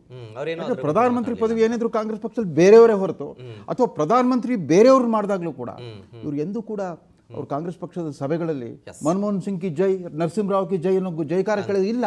ಅಲ್ಲಿರೋ ಜೈಕಾರಗಳೆಲ್ಲ ಸೋನಿಯಾ ಗಾಂಧಿ, ರಾಹುಲ್ ಗಾಂಧಿ, ಪ್ರಿಯಾಂಕಾ, ಸೋನಿಯಾ ಗಾಂಧಿ, ರಾಹುಲ್ ಗಾಂಧಿ, ಪ್ರಿಯಾಂಕಾ. ಅರೆ ಮೋದಿ ಅವ್ರು ಪ್ರಧಾನಮಂತ್ರಿ ರೀ. ಆಮೇಲೆ ಇನ್ನೊಂದು ಒಂದು ಬಾಲಕೃಷ್ಣ ಅಲ್ಲ, ನೀವು ಸಾಮಾಜಿಕ ನ್ಯಾಯ ಕಾಪಿ ರೈಟ್ ಅಂತ ಹೇಳ್ಕೊಂಡು ಭಾರತದ ನೋಡಿ, ಒಂದು ನಿಮಿಷ ಕೇಳಿ, ಭಾರತ ಪೂರ್ತಿ ಮಾತಾಡಿ, ನಾನು ಮುಗಿದಿಲ್ಲ, ನಾನು ವಿರೋಧ ಪಕ್ಷ ಇನ್ನೂ ಮುಗ್ದಿಲ್ಲ, ಇನ್ನು ಟೈಮ್ ಇಲ್ಲ, ಮುಗ್ದಿಲ್ಲ, ಇನ್ನೂ ಇದೆ, ಟೈಮ್ ಇದೆ ನೋಡಿ. ಭಾರತ ನೋಡಿ, ಕಾಂಗ್ರೆಸ್ ಪಕ್ಷ ಸಾಮಾಜಿಕ ನ್ಯಾಯದ ಬಗ್ಗೆ ಎಷ್ಟು ಹೇಳ್ಕೊಂಡ್ರು ಕೂಡ ಕೇಳಿ, ಒಂದ್ ನಿಮಿಷ ಕೇಳಿ ಅಲ್ರಿ, ಮಾತಾಡಿಲ್ಲ, ಇದಲ್ಲ, ಇದು ಸಮಾಧಾನ ಜಗಳ ಆಗುತ್ತೆ, ಬೇಡ ನೋಡಿ. ಭಾರತದ ಪ್ರಪ್ರಥಮ OBC ಪ್ರಧಾನಮಂತ್ರಿ ನರೇಂದ್ರ ಮೋದಿ, ಆ ವ್ಯಕ್ತಿ 2001 ಅಕ್ಟೋಬರ್ 4 ಮುನ್ಸಿಪಾಲಿಟಿ ಮೆಂಬರ್ ಆಗಿರಲಿಲ್ಲ. 13 ವರ್ಷ ಗುಜರಾತ್ ಮುಖ್ಯಮಂತ್ರಿ, 12 ವರ್ಷ ಭಾರತದ ಪ್ರಧಾನಮಂತ್ರಿ ಮುಂದುವರಿತಾ ಇದ್ದಾರೆ. ಯಾಕೆ ಕಾಂಗ್ರೆಸ್ ಸಹಿಸ್ಕೊಳ್ಳಿಕ್ ಆಗ್ತಾ ಇಲ್ಲ? ಗುಜರಾತ್ನಲ್ಲಿ ಅವರ ಮೋದಗಂಚಿ ಸಮುದಾಯ 50,000 ಜನಸಂಖ್ಯೆ ಇಲ್ಲ. ಅಲ್ಲಿರೋಲ್ಲ ಪಟೇಲ್, ಪಾಟೀದಾರ್, ಬನಿಯಾ, ಕ್ಷತ್ರಿಯ, SC ST ಮುಸ್ಲಿಂ. ಅರೆ ಆಗೋಗ್ಬಿಟ್ಟಿದೆ ಭಾರತದಲ್ಲಿ ನೋಡಿ. ಆ ಪಕ್ಷ ಈ ಪಕ್ಷ ಅಂತೆಲ್ಲ ಪ್ರತಿಯೊಬ್ಬರಿಗೂ ಅಭಿಪ್ರಾಯ ಇಲ್ಲ, ವಾಸ್ತವ ಇದೆ ಮಾಡ್ತೀರಾ ನೀವು? ಮಲ್ಲಿಕಾರ್ಜುನ್ ಖರ್ಗೆ ಪ್ರಧಾನಮಂತ್ರಿ ಮಾಡ್ತೀರಾ? ಸಿದ್ದರಾಮಯ್ಯ ಪ್ರಧಾನಮಂತ್ರಿ ಬಿಂಬಿಸ್ತೀರಾ? ಕೊಡ್ಲಿಲ್ಲ ಅನ್ನೋದಕ್ಕೆ ಅವ್ರಿಗೆ ಯೋಗ್ಯತೆ ಇರಲಿಲ್ವಾ? ಅವ್ರ ಯೋಗ್ಯತೆ ಅರ್ಹತೆ ಇರಲಿಲ್ವಾ? ಮನಮೋಹನ್ ಸಿಂಗ್ ಅರ್ಹತೆ ಇರಲಿಲ್ವಾ? ಮುಸ್ಲಿಮ್ಸ್ ಇವತ್ತು ನಾಸೀರ್ ಹುಸೇನ್ ಅವರು ರಾಜ್ಯಸಭಾ ಸದಸ್ಯರಾಗಿಲ್ವಾ? ಇವತ್ತು ಅಬ್ದುಲ್ ಜಬ್ಬಾರ್ ದಾವಣಗೆರೆಯಲ್ಲಿ MLC ಕೊಟ್ಟಿರ್ಲಿಲ್ವಾ? ಇವತ್ತು ಸರ್ ಪಟಾಣ ಅಂತಕ್ಕಂಥ ಒಬ್ಬ ಸಾಮಾನ್ಯ ಕಾರ್ಯಕರ್ತರನ್ನ ಉಪಚುನಾವಣೆಯಲ್ಲಿ ಒಬ್ಬ ಬಸವರಾಜ ಬೊಮ್ಮಾಯಿ ಅವರ ಪುತ್ರನ ವಿರುದ್ಧವಾಗಿ ಇವತ್ತು ಬಹುಸಂಖ್ಯಾತ ಲಿಂಗಾಯತ ಸಮಾಜದ ಮುಖಂಡ ನಾವು ಗೆಲ್ಸಿಲ್ವಾ? ಇವತ್ತು ರಾಮನಗರದಲ್ಲಿ ಮಾಜಿ ಮುಖ್ಯಮಂತ್ರಿ ನಿಖಿಲ್ ಅವರ ವಿರುದ್ಧವಾಗಿ ಮಾಜಿ ಮುಖ್ಯಮಂತ್ರಿ ಪುತ್ರನ ವಿರುದ್ಧವಾಗಿ ನಾವು ಹುಸೇನ್ ಅವರು ಗೆಲ್ಸಿಲ್ವಾ? ನೋಡಿ, ಇವತ್ತು ಹಂಗಲ್ಲ ಸರ್, ವಿಶ್ಲೇಷಣೆ ಮಾಡ್ತಕ್ಕಂಥದ್ದು ಎಲ್ಲರನ್ನೂ ಕೂಡ ವಿಶ್ಲೇಷಣೆ ಮಾಡಬೇಕಾಗುತ್ತೆ. ಇವತ್ತು ನೋಡಿ, ಕಾಂಗ್ರೆಸ್ ಇವತ್ತು ಏನಾದ್ರೂ ಈ ದೇಶದಲ್ಲಿ ಸಾಮಾಜಿಕ ನ್ಯಾಯ ಉಳಿದಿದೆ, ಸಂವಿಧಾನಬದ್ಧವಾಗಿ ಏನಾದ್ರೂ ಇವತ್ತು ದೇಶದಲ್ಲಿ ಏನಾಗ್ತಾ ಇದೆ, ಇವರು ದೇಶದಲ್ಲಿ ನರೇಂದ್ರ ಮೋದಿ ಅವರು ಏನ್ ಮಾಡಿದ್ರು ಈ ದೇಶಕ್ಕೋಸ್ಕರ? ಇವತ್ತು ಫ್ರೀಡಮ್ ಆಫ್ ಸ್ಪೀಚ್ಗೆ ಸ್ವಾತಂತ್ರ್ಯ ಇದೆಯಾ? ದೇಶದ ಆಡಳಿತದಲ್ಲಿ ಏನಾಗ್ತಾ ಇದೆ? ಡಿಕ್ಟೇಟರ್ಶಿಪ್ ರಾಜಕಾರಣವನ್ನು ಪ್ರಧಾನಮಂತ್ರಿ ಮಾಡಿದ್ರೆ ಕಾಂಗ್ರೆಸ್ ಒಪ್ಕೊಳ್ಳಿಕ್ಕೆ ಆಗ್ತದೆ? ನಾವು ಪ್ರತಿಭಟಿಸಬಾರ್ದಾ? ಆಯ್ತು, ಮೋದಿ ಅವರ ಆಯ್ತು, ವಿರುದ್ಧವಾಗಿ time, sir. ಇವತ್ತು ಮೋದಿ ಅವರು ಸಂವಿಧಾನಬದ್ಧ ವಿರೋಧವಾಗಿ ಆಯ್ತು, ಇವತ್ತು ಆಯ್ತು, ಆಡಳಿತವನ್ನು ನಡೆಸ್ತಾ time, sir, ಇದ್ದಾರೆ. sir. ಇವತ್ತು ಎಲ್ಲ ಒಂದು ಸಂಸ್ಥೆ ಸ್ವತಂತ್ರ ಸಂಸ್ಥೆಗಳನ್ನ ಇಂಡೈರೆಕ್ಟ್ ಆಗಿ ತಗೊಂಡು ಬಿಡ್ರಿ, ಆಯ್ತು. ಎಲ್ಲ ರಾಜ್ಯ ಆಯ್ತು. ಕರ್ನಾಟಕದ ಒಂದು ರಾಜ್ಯ ಆಯ್ತು, ಇಲ್ಲಿ ಬರೋಣ, ವಾಪಸ್ ಬರೋಣ. ಆಯ್ತು, ಅದಕ್ಕೆ ಇನ್ನೊಂದು debate ಇಡೋಣ ಬಿಡಿ ಮಹಾರಾಷ್ಟ್ರ ಸರ್. ಸರ್ಕಾರದ್ದು, ಅದಕ್ಕೆ ಇನ್ನೊಂದು ಮಧ್ಯಪ್ರದೇಶ, debate ಇಡೋಣ. ಅದಕ್ಕೆ ಇನ್ನೊಂದು ಇವೆಲ್ಲವನ್ನೂ debate ಕೂಡ ಇಡೋಣ. ಮಾಡ್ಲಿಲ್ವಾ? ಅದಕ್ಕೆ ಇನ್ನೊಂದು ಇವತ್ತು debate ಇಡೋಣ, ಮತ್ತೆ ಆಯ್ತು. ಗ್ಯಾರಂಟಿಗಳನ್ನ ಟೀಕೆ ಮಾಡುವಂತ ಬಿಡಿ, ಆಯ್ತು. ಸರ್ಕಾರ ಬಿಜೆಪಿ ನರೇಂದ್ರ ಓಕೆ, ಮೋದಿ ರಿಷಿಕ್ ಅವ್ರು ಹೇಳಿ. ಮಧ್ಯಪ್ರದೇಶದಲ್ಲಿ ಯಾಕೆ ಗ್ಯಾರಂಟಿ ಅನ್ನು ಘೋಷಣೆ ಮಾಡ್ತಾರೆ, ಆಯ್ತು, ರಿಷಿಕ್ ಅವ್ರು ಹೇಳಿ. ಮಹಾರಾಷ್ಟ್ರದಲ್ಲಿ ಯಾಕೆ ಗ್ಯಾರಂಟಿ ಮಾಡ್ತಾರೆ, ಹೇಳಿ, ಬಿಹಾರದಲ್ಲಿ ಯಾಕೆ ಬಾಲಕೃಷ್ಣ ಅವರೇ. ಗ್ಯಾರಂಟಿ ಘೋಷಣೆ ಮಾಡ್ತಾರೆ ಅಂದ್ರೆ ಇವರ ಆಯ್ತು. ದ್ವಿಮುಖ ನೀತಿ ಅರ್ಥ ಆಗ್ತದೆ.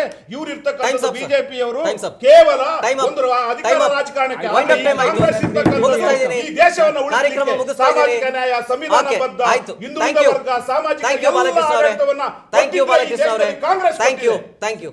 ನೀವು ಹೇಳಿ ಸರ್. ಸರ್ ಲಾಸ್ಟ್ 30 ಸೆಕೆಂಡ್ ಇದೆ ಸರ್, ದಯವಿಟ್ಟು. ನಾವು ಬಯಸೋದೇನು ಅಂತ ಹೇಳಿದ್ರೆ ಓಕೆ. ಮುಂದೆ ಆದ್ರೂ ಅಟ್ಲೀಸ್ಟ್ ಈ 2 ವರ್ಷ ಆಡಳಿತ ಮಾಡ್ತಾ ಇರ್ಬೇಕಾದ್ರೆ ಸನ್ಮಾನ್ಯ ಡಿ ಕೆ ಶಿವಕುಮಾರ್ ಅವ್ರಿಗೆ ಶುಭವಾಗ್ಲಿ. ಓಕೆ. ಅವರು ಮತ್ತೆ ಈ ಖಾತೆಗಳನ್ನ ಕಚ್ಚಾಟಗಳನ್ನ ಇಟ್ಕೊಂಡು ಮತ್ತೆ ಇದೇ ಸ್ಟೋರಿಗಳನ್ನ ನೋಡ್ಕೊಂಡು ನಾವು ಅಭಿವೃದ್ಧಿ ಕುಂಠಿತ ಆಗುವಂಥದ್ದು ಬೇಡ. ನಾವು ಬಯಸುವಂಥದ್ದು ಇಷ್ಟೇ. ಅವ್ರಿಗೆ 136 ಜನ ಮ್ಯಾಂಡೇಟ್ ಇದೆ. ನಾವು ಅದ್ರ ಬಗ್ಗೆ ಎಲ್ಲೂ ಚಕಾರ ಎತ್ತಕ್ಕೆ ಹೋಗಲ್ಲ. ಅವ್ರು ಆಂತರಿಕವಾಗಿ ಯಾರನ್ನ ಮುಖ್ಯಮಂತ್ರಿ ಮಾಡ್ಕೊಳ್ಳಿ, ಯಾರನ್ನಾರ ಮಂತ್ರಿ ಸಂಪುಟದಲ್ಲಿ ಸೇರಿಸ್ಕೊಳ್ಳಿ. ಆದ್ರೆ ದಯಮಾಡಿ ಕೈ ಮುಗಿದು ಕೇಳ್ಕೊಳ್ಳೋದು ಏನು ಅಂತ ಹೇಳಿದ್ರೆ, ಕರ್ನಾಟಕ ರಾಜ್ಯದ ತೆರಿಗೆದಾರರಿದಾರಲ್ವಾ, ನಮಗೆ ಅಟ್ಲೀಸ್ಟ್ ಇನ್ನು 1 ವರ್ಷನಾದ್ರೂ ನಿಮ್ ಕೈಲಿ ಆದ್ರೆ ಏನಾದ್ರು ಒಂದು ಒಳ್ಳೆ ಆಡಳಿತ ಕೊಡಿ. ಇಲ್ವಾ ನಿಮ್ ಪ್ಯಾಕಪ್ ಮಾಡ್ಕೊಂಡ್ಬಿಟ್ಟು ದಯಮಾಡಿ ಕರ್ನಾಟಕದಿಂದ ತೊಲಗಿ first. Okay, fine. Thank you Rishik ಅವರೇ, ಥ್ಯಾಂಕ್ ಯು ಬಾಲಕೃಷ್ಣ ಅವರೇ, ಥ್ಯಾಂಕ್ ಯು ರವೀಂದ್ರ ರೇಷ್ಮೆ ಸರ್ ಇಷ್ಟೊತ್ತು ಕಾರ್ಯಕ್ರಮದಲ್ಲಿ ಮಾತನಾಡಿದಕ್ಕಾಗಿ. ನೋಡೋಣ, ಪಿಕ್ಚರ್ ಅಭಿ ಬಾಕಿಯೇ. ಯಾಕೆಂತಂದರೆ ಇನ್ನ ಪ್ರಮಾಣ ವಚನವನ್ನು ಸ್ವೀಕಾರ ಮಾಡಿದ ನಂತರ ಇದೆಯಲ್ಲ ಗೇಮ್ ಪ್ಲಾನ್, ಅದು ಗಮನಿಸಬೇಕಾಗಿರೋದು. ಅಂದರೆ ಯಾರ್ಯಾರಿಗೆ ಸಚಿವ ಸ್ಥಾನ ಸಿಗುತ್ತೆ ಅಂತ ಹೈಕಮಾಂಡ್ ಹೇಳ್ತಿದೆ. ಜೊತೆಗೆ ಸಿದ್ದರಾಮಯ್ಯನವರ ಆಪ್ತರು ಹೇಳ್ತಾ ಇರೋದು DCM ಮಾಡಿ 5 DCM, 4 DCM ಆದರೂ ಮಾಡಿ ಅಂತೇಳಿ ಒಂದೊಂದು ಸಮುದಾಯ. ಜೊತೆಗೆ ಆಪ್ತರನ್ನ ಒಂದು ಪರಿಗಣನೆಗೆ ತೆಗೆದುಕೊಂಡು 4 DCM ಮಾಡಿ ಅಂತ ಹೇಳ್ತಾ ಇದ್ದಾರೆ. ಆದರೆ DK ಶಿವಕುಮಾರ್ ಅವರು ಯಾರೂ ಬೇಡ, ನಾನೊಬ್ಬನೇ CM ಆಗಿರ್ತೀನಿ ಅನ್ನುವಂಥ ವಿಚಾರ. ಅದರ ಜೊತೆಗೆ ಇನ್ನಿತರರಿಗೆ ಅಂದರೆ ಒಂದು ಫಾರ್ಮುಲಾ, TVK ಪಕ್ಷದಲ್ಲಿ ಆದಂತಹ ಫಾರ್ಮುಲಾ, 60 ವರ್ಷದ ಒಳಗಿನ ಹಿರಿಯರಿಗೆ ಮಣೆ ಹಾಕಬೇಕು, ಹೊಸಬರಿಗೆ ಚಾನ್ಸ್ ಕೊಡಬೇಕು, ಯುವಕರಿಗೆ ಚಾನ್ಸ್ ಕೊಡಬೇಕು ಅನ್ನೋದು. ಸೊ ಹಾಗಾಗಿ ಇದನ್ನೆಲ್ಲ ಹೈಕಮಾಂಡ್ ನಾಯಕರು ಯಾವ ರೀತಿಯಾಗಿ ಫೈನಲೈಸ್ ಮಾಡಿ ಪಟ್ಟಿ ರಿಲೀಸ್ ಮಾಡ್ತಾರೆ, ಕಾದ್ ನೋಡೋಣ. ಇದಕ್ಕೆ ಕಾಲವೇ ಉತ್ತರ ಕೊಡಬೇಕು. ಇದಿಷ್ಟು ಇವರೆಗಿನ ಚರ್ಚಾ ಕಾರ್ಯಕ್ರಮ. ನೋಡ್ತಾ ಇರಿ ರಾಜ್ ನ್ಯೂಸ್ ಕನ್ನಡ. ಜನಸೇವೆಗೆ ನಾವು ಸದಾ ಸಿದ್ಧ.